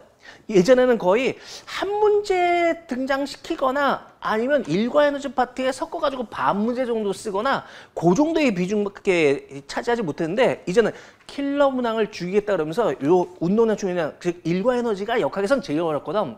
그래서 그 일과 에너지 부분이 약화되면서 그거를 대체할 수 있는 곳으로 지금 부각되는 게 운동량 충격량 부분. 이쪽 파트가 돼버린 거야. 뭐 자기장 파트가 한데 대안으로 이렇게 떠올랐었는데 그 자기장 파트에 뭐 경우의 수 따져야 되는 거. 이 문제가 오히려 시간을 더 많이 잡아먹는 꼴로 나온 적이 있었거든. 그 시즌 동안에 그런 자기장 파트가 굉장히 수험생들을 괴롭히는 단원이었거든. 근데 최근에는 그 자기장 파트도 옛날 여러분 선배 때처럼 약간 이제 순화돼 가는 중이고요. 그러니까 무슨 경우의 수 따지는 이런 형태를 이제 피해가는 요즘 그런 형태 잘 안 내고 있는 추세고 이제 운동량 충격량 파트가 조금씩 비중을 높여가고 있는 중인 거야. 그래서 이번 시험에서도 운동량 충격량 부분이 총 3문제가 포함된 거지. 온전하게 11번 하나 하고 그다음에 그지 18번 문제 하나고 2문제는 완벽한 운동량 충격량 부분이고요. 그다음에 20번 문제에 일과 에너지랑 섞어가지고 등장시켰으니까 2문제 반거리 정도가 돼버리는 거지. 비중이 상당히 커졌어요. 그러니까 운동량 충격량 부분은 충분히 연습해 놓을 수 있도록 충돌뿐 아니라 분열까지 같이 연습해 놓을 수 있도록 그렇게 해두셔야 될 거야. 11번 문제도 지금 분열인 거지. 분열 부분에서 우리 했던 내용이에요, 사실은. 하여튼 충돌에 정지했다. 분열과 충돌이 같이 들어있네. 그림 나는 A가 용출로부터 받는 힘의 크기 FA, D가 용출로부터 받는 힘의 크기 FD, B가 C로부터 받는 힘의 크기 FBC를 시간에 따라 나타나는 것이다. 옳은 거 고르시오 그랬네요. 뭐 그림 설명 부분이었네, 전체가 다. 아, 그래? 그럼 이거 분열시킬 때 압축시켰다가 놨을 때 팡 튀어나가. 그러면 질량비의 역수만큼의 속력비를 갖겠지. 그지? 그러니까 질량비의 역수로 속력비라는 얘기는 운동량 값으로는 양쪽이 똑같이 가지게 되는 거죠. 왜? 애초에 전체 운동량 값이 0이었거든. 정지, 질량 갖고 있어도 정지라면 운동량은 빵. 그럼 이가 튀어나가도 전체 합의 운동량 값은 0 이렇게 돼줘야 되는 거잖아. 왜? 얘는 오른쪽 운동량, 얘는 왼쪽 운동량. 근데 그 둘의 합은 크기가 같고 방향 반대일 뿐이라서 빵 이렇게 만들어줘야 되니까. 아, 운동량 값은 요게 뭐 예를 들어서 P라면 얘도 P 이렇게 돼주겠구나. 얘도 마찬가지 압축했다 튀어나갈 때 이게 뭐 P 플라임. 그럼 얘도 P 플라임 이렇게 돼주겠구나. 당연한 말인 거네. 그런데 이제 요건 분열이고 이제 충돌이 생겼어. B와 C가 충돌했는데 빵이 됐대요. 빵이 됐다는 얘기는 요 놈이 오른쪽으로 가져온 운동량과 얘 왼쪽으로 가져왔던 운동량 값이 같으면, 그죠? 전체 요 B와 C의 전체 합의 운동량 값은 0 이렇게 돼버리는 거잖아. 그게 지금 0 얘로 된 거네. 이 말인즉슨 요 놈이 가졌던 요 놈과 운동량과 C가 가졌던 요 P 플라인 값이 같더라 이 말인 거네. 그렇다면 얘 같고 얘 같고 얘 같고 얘 같고 다 같다는 얘기네. A, B, C, D 전체 운동량 값이 다 같았던 거였네. 그냥 굳이 이게 P 플라임 이렇게 표현할 게 아니라 다 P 똑같았던 거네. 그것들이 요게 전부 다 정지돼 버린 거니까. 그래요? 그럼 저 용출로부터 밀려질 때 요게 F, T 요 하나의 면적의 충력량 바꾸면서 운동량의 변화랑 정지해서 뭐 얼마를 P를 갖게 됐다 그러면 빵이에서 P가 된 거니까 변화량은 P만큼. 그러니까 이 하나의 면적이 P가 돼주는 거지. 그렇다는 얘기는 A나 D나 다 P로 같아야 되니까 이 면적은 같은 거지. 요 면적과 요 면적 같아. 또 요 놈도 역시 같아야 되는 거지. 그죠? P가 빵이 된 거니까 변화량, 충력량, 운동량의 변화량, 충력량 같은 거지. 충력량은 충력량으로 생각하면 답 안 나온다고 그랬다. 항상 운동량의 변화량으로 고쳐서 생각하셔야 된다고 그랬잖아. 그러니까 운동량의 변화량 값이 다 똑같으니까 빵이 P가 됐고요. P가 빵이 됐고요. 그러니까 이놈의 충력량 값은 다 같아야 된다고. 면적이 다 풀었다. 그럼 기억번에 용철과 분리된 후 A, D의 운동량 크기는 같더라. 용철로부터 분리된 후 A, D는 같아야 되더라. 맞죠? 니은의 힘의 크기를 나타내는 곡선과 시간축이 이루는 면적. 요놈의 곡선과 시간축이 만드는 면적. 이거 우린 뭐라고 그래? 충격량 또는 운동량의 변화량. 그거는 FA와 FT에서 이 변화량, 요 면적과 요 면적 같아야 되더라. 맞네요? 디프라이 6에서 7t 동안 FBC의 평균값은 0에서 2t 동안 FA의 평균값의 2배더라. 그럼 충격량은 똑같아. 즉 FT 값이 같아. 이 값이 1대1이야. 근데 6에서 7t 동안과 0에서 2t 동안 그럼 시간비가 1대2가 돼주는 거잖아. 6에서 7t. 그러니까 1t만큼 시간. 그 다음에 0에서 2t. 2t 동안 여기에 시간 1대2. 그럼 힘의 비가 2대1 놔줘야 충격량 값이 1대1로 같을 수 있겠지. 그래서 앞에 값이 2배이더라. 맞네요. 그래서 기억니은 이거 다 답이라고. 요 그래프의 충격량 값, 예, 분열과 충돌, 운동량 충격량 내용 전체 앞부분과 뒷부분 전반적인 내용을 다 이해하고 있는가 확인하는 굉장히 효율적으로 단순하면서도 굉장히 효율적인 좋은 문제예요. 시험 문제가 어렵게 만들었다고 좋은 문제가 아니야. 이런 문제가 오히려 더 좋은 문제야. 여러분이 어떤 단어를 배웠을 때 그 단어를 확실히 이해했는지, 그거를 또 변형시켰을 때 사고할 수 있는지, 생각할 수 있는지, 이런 걸 확인할 수 있는 그런 형태 문제가 사실은 좋은 문제인 거지. 이런 경우들이 그래요. 자, 뒷장에 12번. 12번 문제는 선생님 책의 실전 문제풀이 책 188번 문제하고 같아요. 특히나 이 굴절 파트와 전반사 내용 물어볼 때 임계각 상황 펼쳐지는 거, 두 매질에서의 굴절 차이가 심하면 임계각은 커져 작아져. 이런 게 요즘 주된 관심 대상이니까 지금 이것도 그 문제인 거잖아. 항상 이런 굴절 문제 나온다면 굴절력 크기를 먼저 비교해 놓는 게 좋은 습관이라고 그랬습니다. 그래서 12번 문제, 문제 다 안 읽어도 상관없겠죠. 임계각을 지금 찾았대요. 빛이 P가 이렇게 들어간데 임계각을 지금 찾는데 임계각이 40도래. 요 각이 40도가 된다면 임계각이라는 게 뭐예요? 빛이 바깥으로 못 나오고 이 매질 경계를 따라가 버리는 거. 그러니까 사실은 이건 들 그려진 거지. 이렇게 갔던 빛이 요렇게 가게 되는 경우가 요게 요렇게 가게 되는 경우가 요게 임계각인 거지.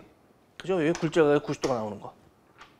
이 말인즉슨 임계각은 반드시 어느 때 만들어져? 다시 전반사는 어느 때 이루어져? 굴절이 큰 매질에서 굴절 작은 매질로 갈 때만이 전반사가 가능하다고 그랬어. 그러니까 꺾어지는 요게 심해져서 더 이상 바깥으로 못 나오고 매질 연계를 따라가는 그 순간이 임계각. 그거보다 더 심해지면 안으로 들어오는 게 전반사. 그러니까 이 임계각 상황은 굴절률이 큰 쪽에서 적은 쪽으로 갈 때만이 가능한 경우인 거야. 그러면 A, B를 놓고 쳐다보면 어디가 굴절률 큰 쪽? A 쪽이 굴절률 큰 쪽. B가 굴절률 작은 쪽. 그거보다는. 마찬가지로 B와 C를 놓고 쳐다보면 요번엔 P에서 이렇게 갈 때 임계각이 50도래요. 여기가 50도가 되면 더 이상 바깥으로 못 나오고 매질 연계를 따라가는 요빗이 돼버리는 거지. 그럼 B, C 중에서 누가 굴절률 큰 쪽? B가 더 큰 쪽. C가 더 작은 쪽. 굴절률 큰 데서 작은 쪽으로 갈 때만이 임계각이 가능하다니까. 됐죠? 그럼 B는 아까 그놈의 B니까 요 굴절률 요만큼일 때 C는 그거보다도 굴절률이 더 작아야 돼. 그러면 이제는 A와 C를 놓고 봤을 때 임계각은 어떻게 만들 수 있는가? 반드시 굴절률 큰 데서 작은 쪽으로 갈 때만이 전반사가 가능하다며. 또는 임계각이 만들 수 있는 거라며. 그럼 A, C 중엔 A는 굴절률이 이따시만한 거, C는 또따시만한 거. A가 큰 쪽. 그러면 B, C 들어갈 때라도 임계각을 만들려면 A에서 C로 갈 때 임계각이 만들어질 수 있겠지. A에서 C로 갈 때 임계각이 형성될 수 있겠지. 그죠? 거기도 A는 굴절이 이따시만 하고요. C는 굴절이 요만하니까 아까 A, B와 또는 B, C 이때에 비해서 A, C는 굴절 차이가 되게 심한 거야. 전체 굴절을 비교한다면 굴절값은 A가 가장 크고요. 그 다음 B고요. 그 다음 C고요. 그럼 A, B끼리와 B, C끼리보다는 A, C가 굴절 차이가 가장 심하지. 굴절 차이가 심하더라. 굴절이 뭐였어? 꺾어지는 거. 그럼 굴절률 차가 심하더라. 꺾어진 정도가 심하더라. 잘 꺾이더라. 확 꺾이더라. 확 꺾이는 거. 이렇게 꺾인 거니까 이놈의 임계각은 작아지는 거지. 그죠? 이게 작아지는 거지. 그러면 아까 A, B의 사이에선 40도고 B, C 사이에선 50도였으니까 A, C 사이에는 이건 40도보다도 작아야지. 임계각이. 그래서 반드시 이거 임계각 만들려면 A 쪽에서 B 쪽으로 가는 경우여야만 가능하니까는 4번, 5번은 최소한 답은 될 수 없어요. 죽어다 깨나도. 그러니까 찍더라도 4번, 5번 찍었으면 굴절 다시 공부해 두셔야 된다는 뜻이야. 아예 모른다는 뜻인 거니까. 거기에 1, 2, 3번 중에서도 특히나 이놈의 경우에 요건 40도보다 작은 경우를 찾아줘야 되니까는 1번밖에 없죠. 그게 원했던 답이라고. 됐어요? 그래서 임계각 어떤 상황이 펼쳐지는 건지 전반사 어떤 경우에 잘 일어날지 정도까지는 꼭 확인해 둘 수 있도록. 됐죠? 굴절 차이가 심하면 임계각 작아져요. 굴절 차이가 작으면. 선생님 뭐라 그랬어요? 이거 우리나라 말로 다 해석해 줬잖아. 이게 분명히 한글로 선생님이 강의를 했는데 잘 못 알아들어서 이 한글을 우리나라 말로 다시 번역해 줬잖아. 뭐라고? 전반사는 왜 일어나? 두 매질의 굴절 차이가 심해서 꺾이다 안으로 들어오게 되는 게 전반사. 이걸 조금 확대시켜 보면 두 매질의 굴절 차이가 심하면 너무 잘 꺾여. 확 꺾여. 그러니까 이 입사각이 굉장히 가파르게 들어와도, 그죠? 매질 연계 가파르게 들어와도 확 꺾이니까 안으로 들어오는 게 가능할 수 있어. 이 말인즉슨 임계각이 작아진다는 뜻이라고. 그래서 굴절 차이가 심하면 임계각이 작아져. 굴절 차이가 작으면 임계각이 커져. 됐죠? 외우는 게 아니라 이해를 해달라고 그랬습니다. 그 파트는. 오케이. 13번 문제는 선생님 책 실전 문제 풀이책에 318번과 320번 문제 가지고 연습해 놓으시면 되겠죠. 근데 이 정도는 기본적으로 여러분이 알고 있지 않을까 싶어요. 자, 수소 원자 모형을 나타낸 거네요. A, B, C는 각각 2, 3, 4 중에 하나이더라. 옳은 거 고르시오 그랬네요. 2, 3, 4 중에 하나이더라. 그러면 4 쪽으로 갈수록 에너지가 높은 쪽이 되는 거네? 4 쪽으로 갈수록 에너지 높은 쪽. 이거 원자 구조 모형도로 이렇게 표현한다면 바깥 궤도 쪽이 에너지가 높은 쪽. 안쪽 궤도가 에너지가 작은 쪽. 바닥 상태가 에너지 제일 작은 쪽. 위로 올라간 게 전달하는 에너지가 더 큰 쪽. 됐어요? 그러니까 여기가 안쪽에 있는 게 요게 2고요. 요게 3이고요. 요게 4란 뜻이겠네. 그지요? 그래서 기억번에 A는 4더라. 아니 A가 2여야 되고요. 네 번에 전자는 2와 3 사이에 2와 3 사이에 존재할 수 없더라. 그죠? 전자는 여기 있던지지 요 사이는 존재할 수 없다고 그랬습니다. 그러니까 요 사이에 해당하는 에너지만큼을 흡수하면 요게 여기까지 갈 수는 있지만 요 사이에 어중간한 에너지를 흡수해서 여기까지 이거는 불가능하다고 그랬잖아. 됐어요? 그래서 그 사이에 에너지를 가질 수 없더라. 니은번은 맞네. 디귿번에 전자가 B에서 C로 전해할 때 흡수되는 방출되는 광자 한계 에너지는 E3-E2이더라. B에서 C로 간다면 3에서 4로 가는 거, 3에서 4로 가는 거 이렇게 되는 거네. 그러면 요 에너지와 요 에너지 차만큼 에너지를 흡수해 줘야 요게 올라가지는 거지. 그죠? E4-E3 값만큼을 흡수해야 되는 거네. 그러니까 E3-E2 거짓말이네. 그래서 니은반은 올바른 답이었다고. 뭐 원자 구조 모형 이 정도라면 무난하게 풀었어야 맞지 않을까 싶어요. 옆에 14번. 14번 문제는 선생님 책 개념 완성책의 36번 문제하고 같습니다. 오답률 2등짜리. 역학 파트가 여러분이 취약한가 봐. 그게 물리는 역학을 잘하는 사람이 진정한 실력자인 거야. 그래서 그래. 물론 그 역학이 어려운 문제가 요즘 등장한다기보다는 한 문제 한 문제당 시간이 조금씩 더 걸리는 형태가 돼버리는 거니까 이게 어렵게 느껴지는 거지 사실은 문제 자체는 어렵지 않아요. 자, 14번 문제도 마찬가지 어렵지 않아요. 전혀. 보자고요. 그러면 물체 A부터 D가 실 PQR로 연결되어 정지해 있는 모습을 나타낸 것이다. 정지 뭐 떠올라? 알짜인 빵. 무조건. 알짜인 빵. 이게 처음에 정지해 있대. 이만즉슨 얘 AB가 1로 내려가는 거고 CD가 1로 내려가는 게 B인 거지. 그 정지라는 말에서부터 문제를 출발시키면 되겠네. 정지. 이 말인즉슨 저 AB 내려가려는 3mg는 C와 D가 1로 내려가려는 거. 선생님 이 비탈면에 각도가 안 나와 있잖아요. 비탈면 타고 내려가려는 게 가속도가 G 사인 세타 나오는데 각이 안 나와 있잖아요. 그래 모르겠어. 모르겠으면 그냥 가장 대표 문자 쓰면 되지. 뭐 여기 가속도 이 비탈면의 가속도 모르겠으니까 그냥 A1. 여긴 각이 달라. 그러니까 여기 그냥 가속도 A2 뭐 이러면 되지. 그래요? 거기에 C와 D는 질량이 같대요. 근데 특별히 질량이 나온 게 없으니까 가장 대표 문자 M 쓰면 되겠지. 근데 여기 스몰 m은 여기 쓰였으니까 그냥 여기 라지 M 뭐 이렇게 씁시다. 됐어요. 그러면 저 C가 1로 내려가려는 거 M 가속도 A1으로. 그 다음에 D가 1로 내려가는 거 M A2로 내려가고 싶은 게 왼쪽 AB의 무게 합한 값과 같다고. 정지일 때. 그래요? 자, P를 끊었을 때. 두 번째는 선생님 지금 따르게 하는 거 없어. 머릿속에서 뭘 찾는 게 아닌 거라니까? 문제에 주어진 단서를 그냥 요거 문자화 시켜보는 것 뿐이야. 두 번째는 P를 끊었을 때 항상 글씨만 읽지 말고 그림과 비교하라고 그랬습니다. P가 끊기면 얘는 그냥 뚝 떨어질 테고 얘든 아까 비교해서 정지해 있던 상태인데 A가 당기는 힘이 사라졌으니까 1로 움직이겠네. 분명히. 그때 가속도의 크기는 9분의 2치래요. 정확한 운동 이 법칙. 가속도부터 생각해 보는 거. 그러니까 가속도 값이 9분의 2G 값. 이 가속도는 총 움직이는 객체는 이제 얘 움직여야 되니까 큰 거 2개, 작은 거 하나 이렇게 움직이는 거. 움직이는 객체. 힘은 1로 내려가려는 요 힘에서 저 B의 무게 뺀값만큼이 남는 알짜힘이겠지. 그래. 여기가 M A1 1로 내려가려는 거 플러스 M A2로 내려가고 싶어 해. 저 비탈면에서. 그거에 반대편으로 가려는 거 mg 무게를 뺀 값. 어메? 요게 뭐예요? 요건데? 그게 3mg인데? 그러니까 요게 3mg인데? 그러니까 바꿔 말해서 이거 전체 위에 요 분자 부분이 총 얼마? 3mg에서 mg 빼니까 2mg 부분이네요. 뭐 그냥 한 김에 정리해 놓으면 그지요? 얘 이쪽으로 보내면 얼마야? 4라지 mg 4라지 mg 맞지? 4라지 mg 플러스 2mg는 넘기면 18mg 뭐 이렇게 돼주겠네.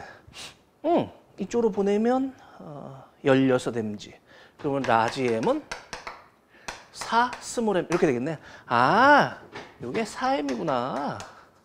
요것도 4m이구나. 저거 스몰 m의 4배짜리 질량 갖고 있던 그놈들이구나. 뭐 이거였던 거야. 자, 요 문장까지 지금 해석했고요. 그대로 그냥 문자화 시킨 거밖에 없어. 선생님 딴 일 하는 게 없다니까. 여러분 머릿속에서 뭘 찾아버릇 하지 말라고 그랬잖아. 문제에서 끌어가라고 했잖아. 항상 시험 문제는. 마지막은 R이 D를 당기는 힘의 크기는 9분의 10 mg이더라. 그래?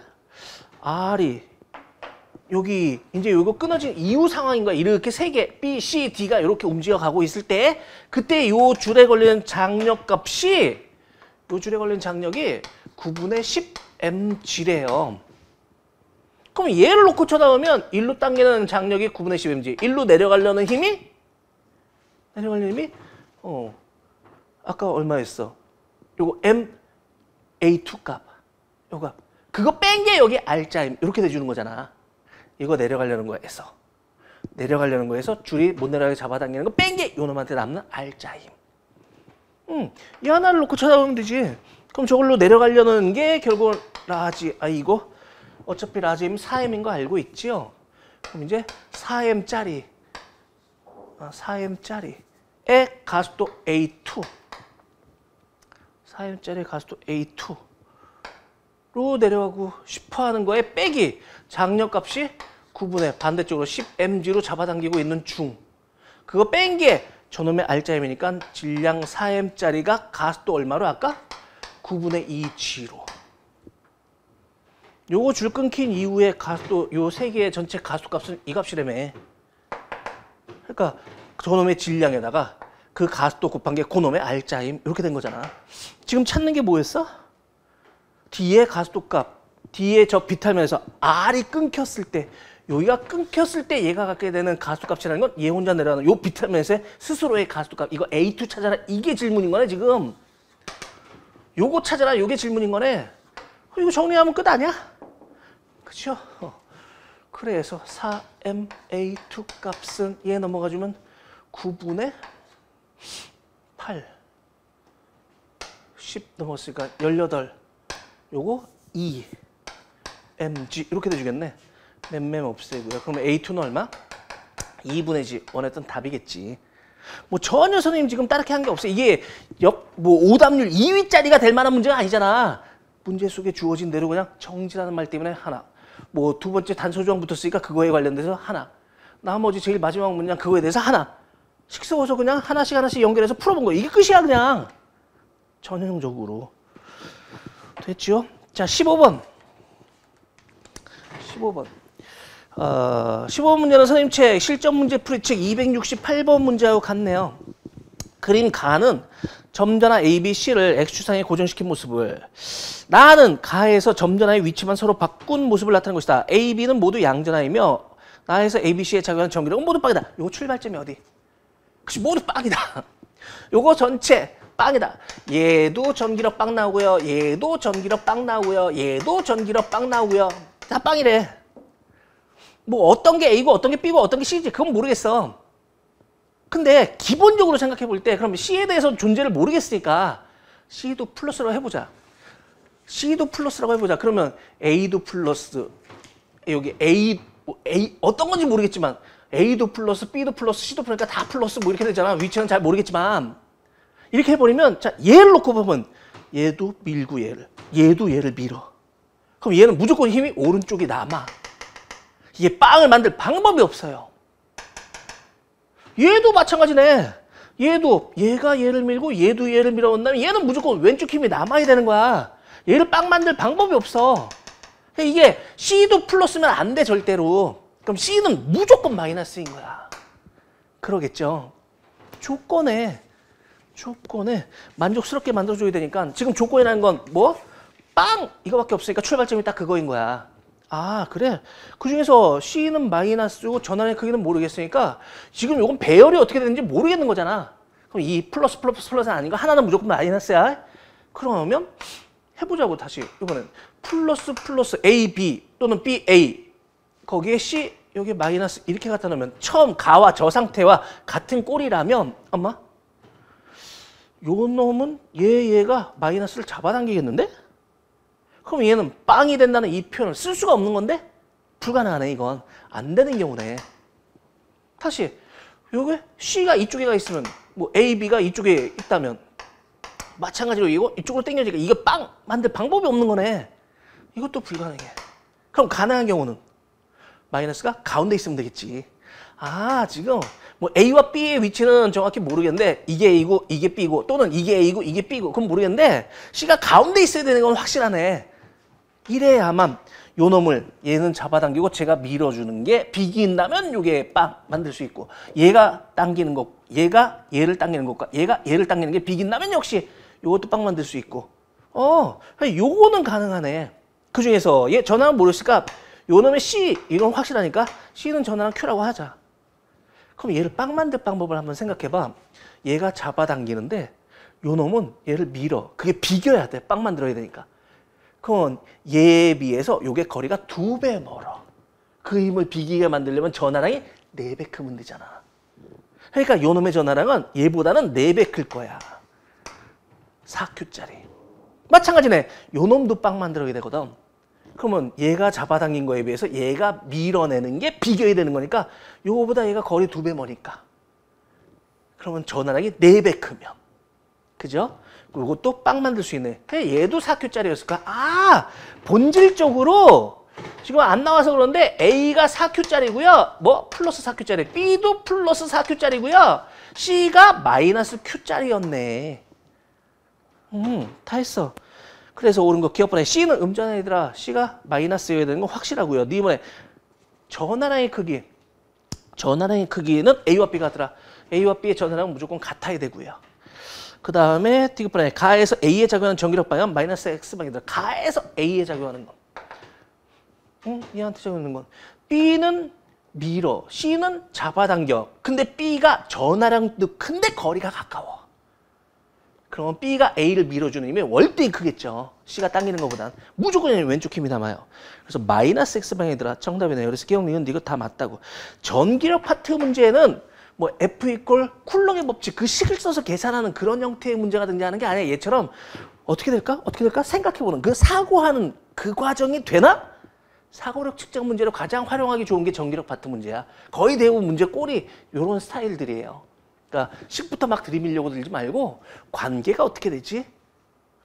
그거를 먼저 떠올려 볼 수 있도록 그렇게 훈련해 놓을 수 있도록 해두셔야 될 거야. 자, 16번 문제는 선생님 책의 실전 문제 풀이책 218번 문제하고 같습니다. 거의 같아요. 사실은 요 218번 문제, 실전 문제 풀이책의 218번 문제도 그렇고 요 16번 요 문제도 그렇고 사실은 자기력 파트에서 굉장히 옛날스러운 형태의 문제야. 요즘은 잘 못 봐요.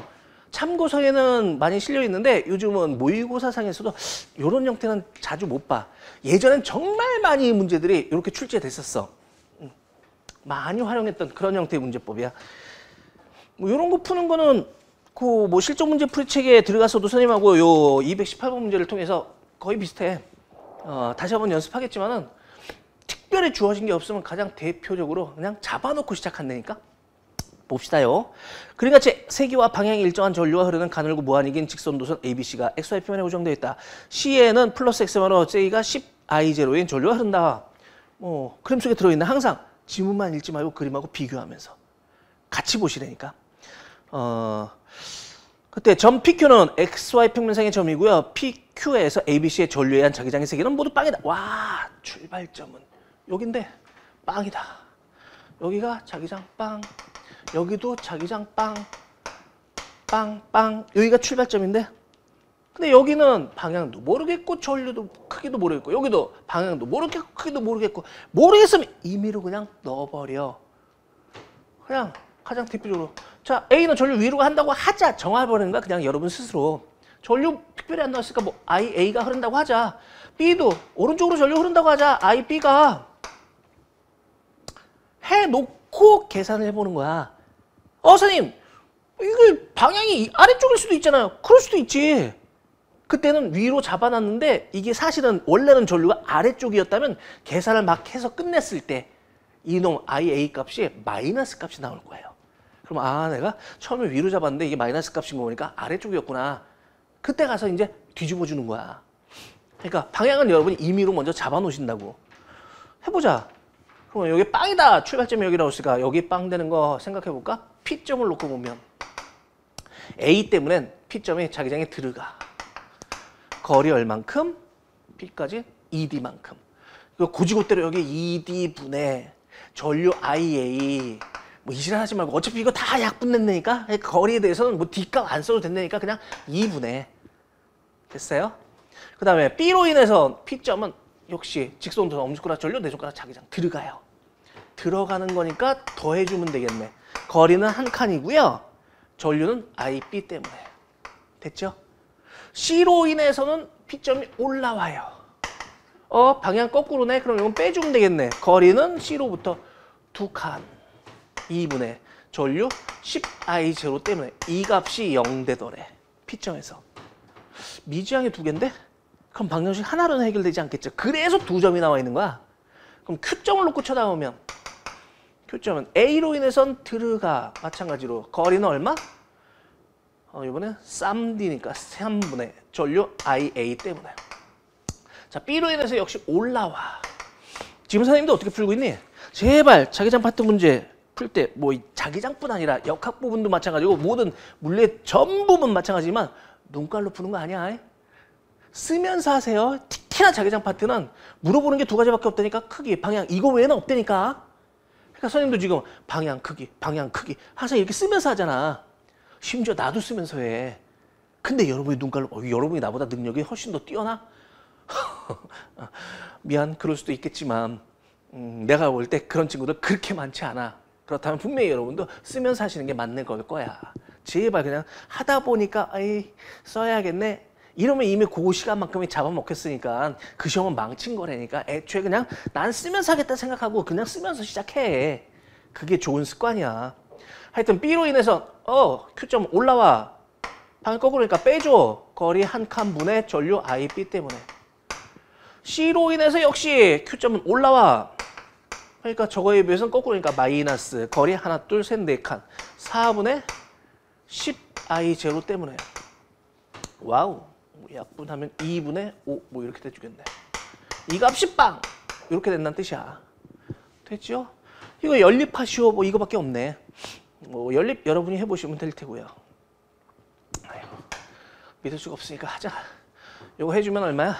2씩 곱해주면 IA 플러스 2IB 마이너스니까 넘겨져 버리면 이게 10I0 뭐 이렇게 돼주겠네요. Q에 대해서는 이거 통분시켜주면 6분의로 하면 되지. 없애면 2IA 마이너스 6IB는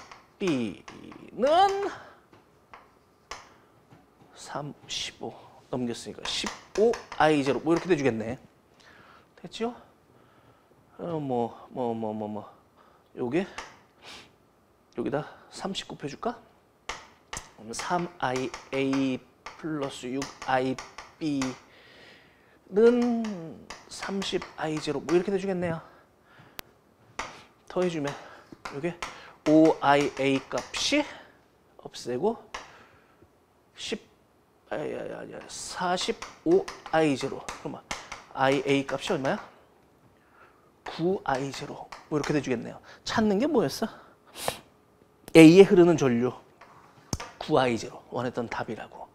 됐죠? 이게 플러스 나온 거 보니까 선생님이 아까 저거 위로 잡았잖아 방향. 위가 맞구나 이렇게 돼버리는 거라고. 만약 계산이 끝났는데 이게 마이너스 9I0가 나왔다면 나는 저걸 처음에 위로 잡았는데 사실은 방향이 아래쪽이었구나. 그때 가서 수정해주면 되는 거라고. 됐지요? 오케이. 자, 뒷장에 17번.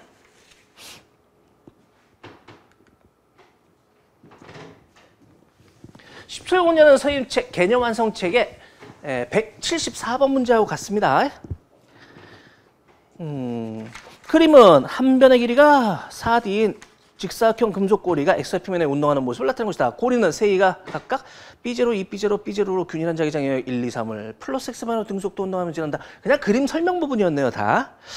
고리의 점 P가 X가 3D를 지날 때 P에서 세기가 I0인 유도줄과 플러스 Y방향으로 흐른다. 이건 주어진 조건이니까 3D라면 여기를 지날 때네. 그러면 요게 한 칸이 요게 2D였으니까 3D면 요거까지가 전체 3D 그럼 4D짜리니까 요거 아직 들어가고 있는 중 이렇게 돼주겠네. 준 조건은 이렇게 지나가고 있을 때를 얘기하는 거네. 이때 요 P점, 여기 있는 P점에 전류가 윗방향으로 흐른다는 얘기는 여기 유도 전류가 이렇게 반시계 방향으로 흐른다는 얘기가 되는 거네. 얼마? I0만큼. 애매? 그러면 여기를 쓱 들어가고 있다면 요 일영역은 요 부분이 걸쳐져 있을 때나 여기 더 들어가 있을 때나 여기는 변화가 없어요. 요 1에 해당하는 부분은 변화가 없어요. 그게 이 부분으로 들어가면서 여기에 해당하는 자기장의 요 숫자의 자기력선 수가 여기에 추가로 더 많아지는 것뿐이지. 그게 싫어서 지금 얘는 유도전류가 반시계방으로 흐르는데 얘처럼 전류가 사각형이 됐든 삼각형이 됐든 원이 됐든 한 바퀴를 돌게 돼 있는 구조라면 엄지손가락, 자기장, 내 손가락 전류로 쓰니까 그러니까 전류가 반시계 방향으로 흐르려면 올라오는 자기력선을 얘는 지금 만들어주고 싶어하는 중인 거야. 왜? 그렇지. 이 영역에 자기장이 들어가는 자기장 영역이었기 때문에 들어가는 게 많아지는 게 싫은 거야. 얘는 들어가는 게 많아 싫어. 그걸 상쇄시켜서 올라오는 걸 자기는 만들어주고 싶어하는 유도전류가 흘렀던 거라고. 됐지요. 상황이 그렇네. 그러면 P 흐르는 유도전류에 대해서 옳은 거 고르시오 그랬을까? 기억 번에 P가 D를 지날 때는 여기 이렇게 걸쳐서 들어가고 있을 때 그러면 네모칸 내 원래는 자기장이 없었는데 자기력선이 없었는데 일로 들어가면서 들어가는 자기력선이 많아지고 있네. 좋아 싫어. 싫어. 그러니까 나오는 자기력선을 만들기 위한 유도전류는 반시계 방향으로. 크기는 여기에 들어가면서 여기 2B만큼의 변화가 생길 때 전류가 I0였어요. 그럼 여기는 B0만큼의 변화가 생길 때였으니까 이때에 비해서 반밖에 안 되는 거잖아. 변화량이. 그럼 전류도 여기에 절반이 만들어지겠지. 그러니까 2분의 I0. 근데 2I0가 흐른다 그러니까 이건 거짓말. 니은문에 P가 X가 OD를 지날 때 전류가 흐르지 않는다. OD를 지날 때라는 건 이렇게 걸쳐 지나고 있을 때네. 그죠? 이랬다면 요 이 영역에 해당하는 부분은 여기 있던 변화가 없는 부분인 거고 여기에 들어가는 자기장 B0고 여기도 들어가는 자기장 B0니까 전체적으로 여기 지나가는 동안은 총 이 네모칸 내엔 자기력 순수에 변화가 안 일어나요. 그러니까 유도전류 흐르는 거 안 흐르는 거? 안 흘러요. 이쪽에 많아지는 것만큼 이쪽에 없어지고 있는 중이라서. 그래서 전류가 흐르지 않는다? 맞네요. 디귿번에 P가 X가 7D를 지날 때 전류는 마이너스 Y 방향으로 흐른다. 7D를 지난다면 요렇게 통과되고 있는 중이겠네. 옆으로. 그죠? 그렇다면 여기는 여기 들어가는 자기장이 점점 사라지고 있네. 여기는 변화가 없는 부분인 거고 이 부분만큼의 자기력선이 점점 사라지는 거네. 들어가는 게 사라져. 좋아 싫어? 싫어. 그러니까 들어가는 거 더 만들기 위한 유도전류가 이렇게 시계 방향으로 흐를 거예요. 됐죠? 그러면 P점에는 전류가 아래로 흐르겠지. 마이너스 Y 방향으로 흐르겠지. 오케이. 그래서 니은 디귿번 원했던 답이었다고. 됐죠? 자, 18번 문제는 서유책 개념 완성책의 52번 문제하고 실전 문제 풀이책 70번 문제하고 합성형 문제라고 보시면 돼요. 역시 이번 시험에 오답률 세 번째 34%만 정답률이 되고 66%가 틀렸던 그런 문제인데 사실 운동량 충격량 부분에서 움직임을 확인받는 거 여러분 꼭 연습하셔야 된다고 그랬습니다. 뭐 간단하게 거기 식을 몰라서 문제 푸는 게 못 푸는 게 아닌 거라니까. 역학 파트 전체 내용이 다 그래. 지금 우리 앞에서부터 풀어왔던 요 형태의 문제들도 다 식이라기보다는 얘가 어떻게 움직여야지 그 운동 상태를 확인하는 이게 머릿속으로 잘 안 그려져서 그래서 문제가 어렵게 느껴지고 잘 안 풀렸던 이유라니까. 시간도 더 오래 걸릴 뿐 아니라 그러니까 그 운동 상태 파악하는 거에 자꾸 연습하셔야 돼. 그게 역학 파트의 진정한 실력이 돼버리는 거야 이제는. 보자고요. 가와 같이 수표면에서 물체 A가 정지하고 있는 물체 B, C를 향해 운동하고 있다. 그림 나는 가의 순간부터 A의 속력을 시간에 따라 나타내는 것으로 A의 운동방향은 일정하더라. 오른쪽으로 갔으니까 운동방향이 일정하다는 얘기는 계속 처음부터 끝까지 오른쪽으로 간다는 얘기네. 그때 A, B, C의 질량 각각 2m, m, 4m이고 그림 속에 주어졌고요.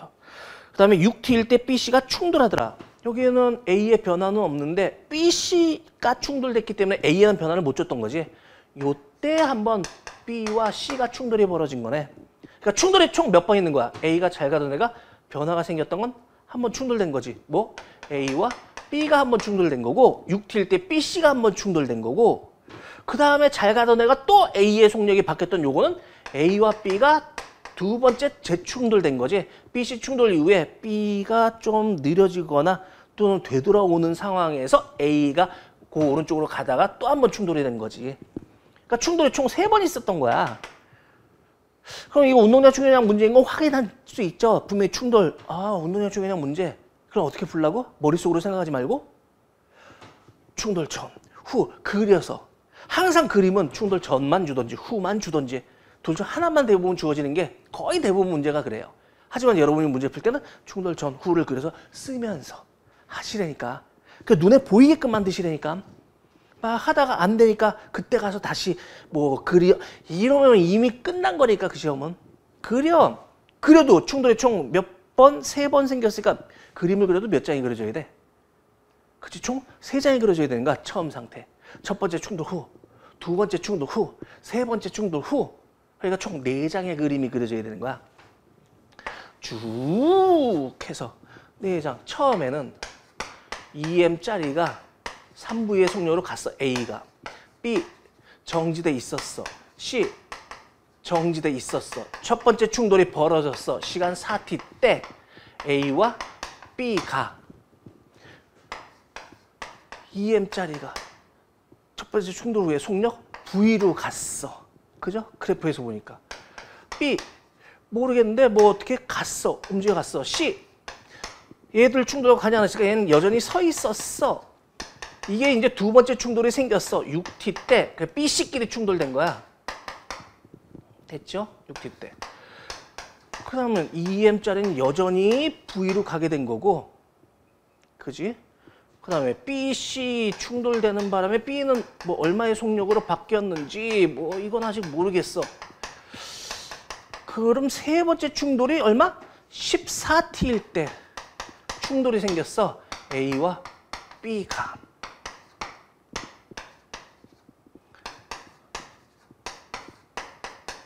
전체 그림이 이 구조야.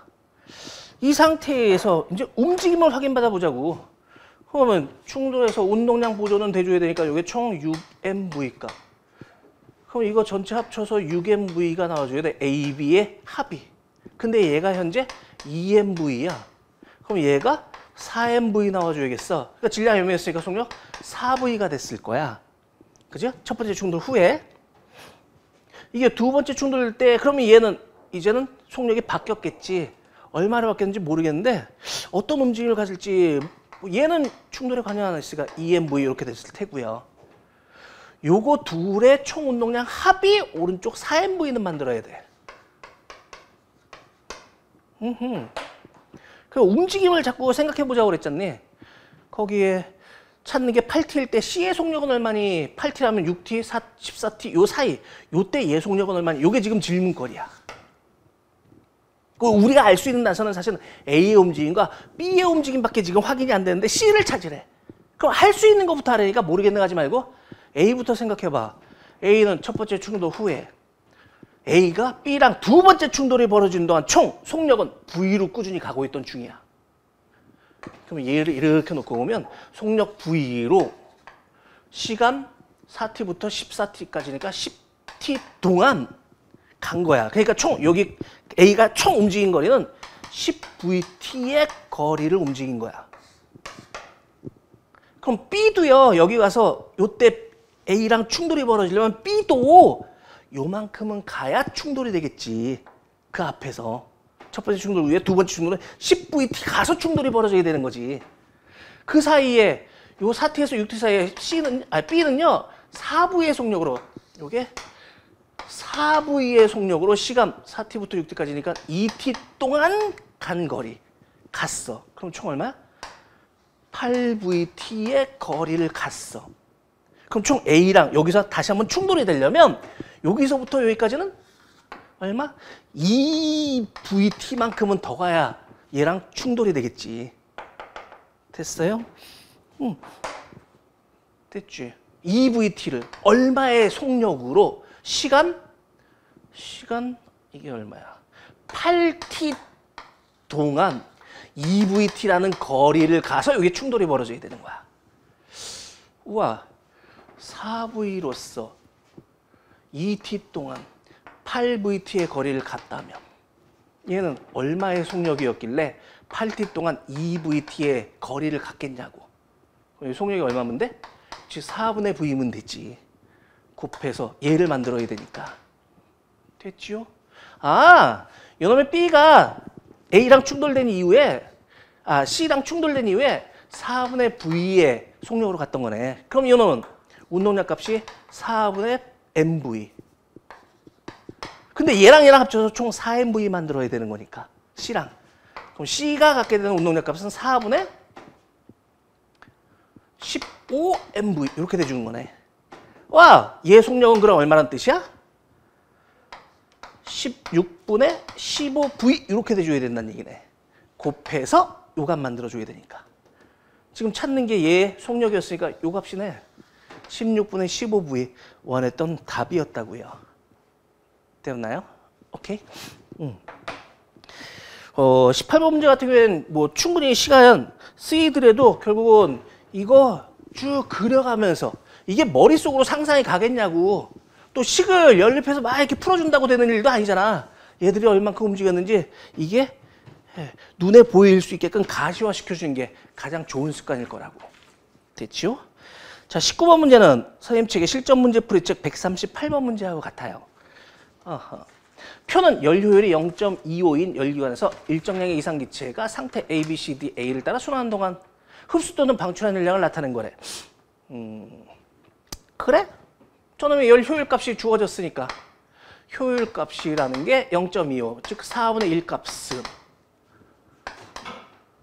공급된 열량에서 공급된 거 빼기 방출된 거 해준 게 요 값이 나와주면 된다는 뜻이야. 근데 이게 AB 과정의 12Q0가 흡수인지 방출인지 모르겠는 거야.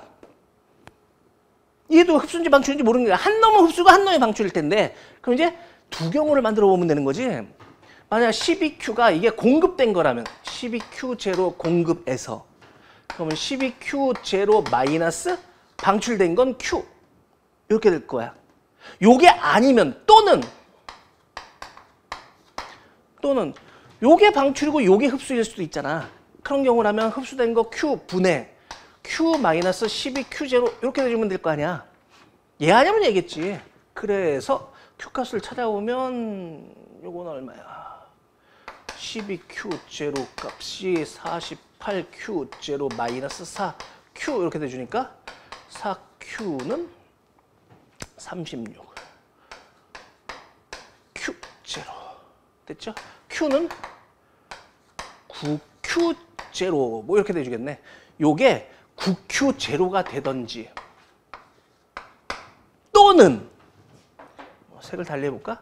또는 예를 해주면 Q는 4Q 마이너스 48Q0 이렇게 돼줄 테니까 넘기면 3Q는 48Q0 그러면 Q는 16Q0 이렇게 돼주겠지. 요게 9Q0가 되든지 아니면 16Q0 이렇게 됐을 거야. 됐죠? 여기는 흡수 방출이 없네요. B, C, D, A 과정은 단열이에요. 요거 두 개는. 그럼 그 중에서 그래프를 골라라 그런다면 Q가 9Q인 경우라면 요 경우겠네. 그럼 흡수된 거 12Q0. 방출된 게 9Q0. 이게 방출이 더 클 수는 없죠. 요게 R자 2를 해냈잖아. 그만즉슨 흡수한 것 중에 일부분 2를 했고 버린 게 생겼어야 되는 거니까 반드시 요 값이 더 커야 된다는 얘기겠지. 그러면 이 과정에서 흡수될 수 있는 건 AB에 12Q0 흡수되는 건 요건 가능하네. 여기 12Q0 들어가지고 이거 단열이고 여기서 얼마? 9Q0 버려주고 가능한 경우죠. 얘는 AB에서 12Q0를 버리고 CD에서 9Q0를 Q가 9Q0라면 9Q0를 흡수하고 이건 말이 안 되잖아. 흡수한 것보다 방출된 게 더 많으니까 R자 1을 한다는 게 거짓말이 돼버리는 거잖아. 얘는 불가능해요. 지금 이 경우는 요거에 해당하는 거니까 Q가 16Q0가 되는 경우라면 공급된 게 요게 CD 과정에서 여기 공급된 게 16 여기 방출된 게 12 이건 되죠. 그래서 기억 또는 디귿번이 원했던 상태일 거예요. 그래서 5번이 원했던 답인 거야. 사실은 어려운 거 아니지? 열 에너지 파트에서. 오케이. 20번 마지막. 20번 문제는 선생님 책 개념 완성책 88번 문제하고 같아요. 그림 가와 같이 빗면을 따라 운동하는 물체 A는 수평한 기준선 P를 속력 5V로 지나고 물체 B는 수평에 정지해 있더라. 그림 나는 가 이후 A와 B가 충돌해 서로 반대면으로 속력 2V로 운동하는 모습을 나타낸 것이다. A, B의 질량 각각 M, 3M. 다 그림 설명 부분이네. 충돌되고 올라가서 충돌되고 다시 내려오는 이 과정을 얘기했던 거네. 그러니까 운동량 충격량 부분과 일과 에너지 부분이 합쳐진 합성형 문제라는 건 그 읽으면서도 확인이 가능하겠지. 이 문제도 역시 출발점은 뭐야? 다섯째 줄에 올라갈 때와 내려갈 때 손실된 역학적 에너지는 같대요. 여기 올라오면서 마찰 구간에서 손실된 역학적 에너지와 다시 요게 내려가면서 여기 손실된 역학적이 같대요. 출발점은 요거겠지. 됐지요? 보통 운동량 충격량하고요. 일과 에너지 두 개가 묶이는 형태가 좀 복잡한 형태가 많은데 그나마 요 20번 문제는 충분히 할 만하지 않았어요? 그리고 운동량 충격량 일과 에너지가 묶인 형태라면 운동량 충격량 부분의 내용을 먼저 다 그런 건 아닌데 그러니까 일반적으로는 운동량 충격량 내용을 먼저 해결해 놓고 일과 에너지를 적용시켜 보는 게 조금 더 편한 경우들의 문제들이 더 많아요. 비율적으로. 그럼 이거 운동량 충격량 부분을 먼저 해결해 볼까? 올라가서 얼마인지 모르겠는데 질량 얘는 M, 요게 2M짜리라고 그랬지? 그럼 M짜리 맞죠? 아, 3M이군요. M짜리가 속력 얼마로 맹렬하게 갔길래 요놈의 3M짜리 정지되어 있는 애랑 충돌이 된 이후에 얘는 2V로 얘 오른쪽은 2V로 갔니? 이렇게 된 거야. 충돌이니까 얘는 운동량 충격량 입장에서 봐야 되잖아. 그럼 얘는 왼쪽으로 2MV, 얘는 오른쪽으로 6MV. 전체 합이 오른쪽으로 4MV. 이건 충돌 전과 마찬가지여야 되잖아. 요게 4MV. 그럼 요게 4V였단 얘기네. 아, 그럼 요 충돌 직전에 올라와서 얘는 질량 M짜리가 4V의 속력을 가졌던 애인 거야. 결과적으로. 이 다음에 이제 다 일과 에너지 내용 적용하면 끝나는 거지. 자, A 입장에서 쳐다보면 A는 이거 치우자. A 입장에서 생각해보면 올라갈 때 이제 일과 에너지를 적용해보면 처음 가졌던 에너지 질량 M짜리에 2분의 1에 질량 M짜리에 속력 5V니까 25V제곱. 운동 에너지. 올라가면서 마찰이 2를 해. 그 뺑값이 저 위에 올라가 있는 위치 에너지와 운동 에너지 2분의 1 M 4V의 제곱 16V 제곱 돼 있을 거라고. 됐죠?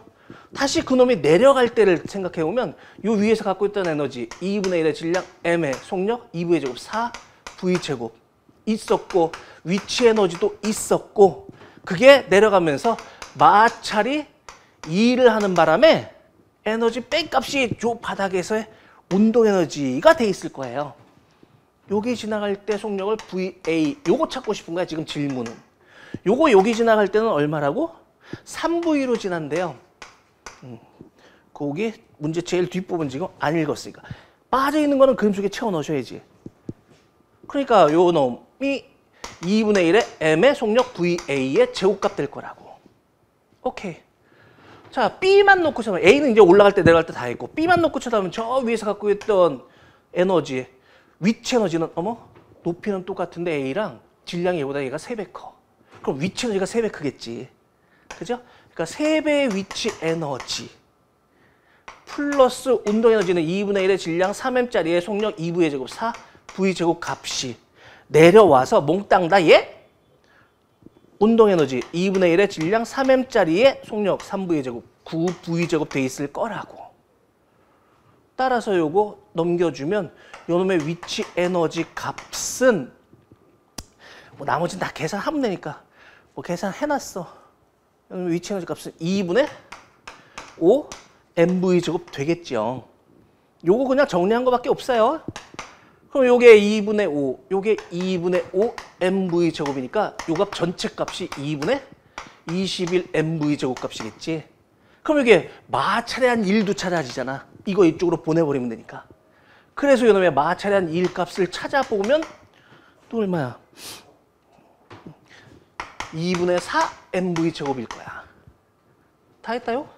요게 2분의 4mv 제곱이고요. 요게 2분의 5mv 제곱이거든. 그럼 요거 합치면 2분의 9mv 제곱. 2분의 4 빼면 2분의 5, 그죠? 2분의 5mv 제곱값이 2분의 1 mva의 제곱값. 그럼 결국 va 값은 얼마? 루트 5 v값 이렇게 돼주겠지. 뭐 되게 복잡한 계산을 거친 것처럼 느껴지는데 아니에요. 계산을 여러분한테 직접 다 보여주려다 보니까 뭐가 문자가 많은 것뿐이야. 한 거 별거 없어. 운동량 중요한 내용 충실히 적용해봤고요. 1과 에너지 올라갈 때 내려갈 때 B 연결 끝. 이거였던 거야. 내용은. 1과 에너지와 운동량 충격량 부분의 문제로서는 이 정도라면 그냥 할만하잖아. 그러니까 정확하게 쳐다보면 20문제 전체 내용 중에 정말로 이건 더럽고 어려워서 못 풀겠다 이랬던 문제는 없었던 거야. 할만한데 한 문제 한 문제당 시간이 조금씩 더 잡아먹히는 형태의 문제로서 지금 진화되고 있는 중이라는 거지. 됐죠?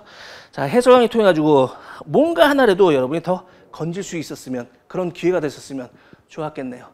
다음 6평 때 해설 강의 때 볼 수 있도록 하죠. 고생 많았습니다.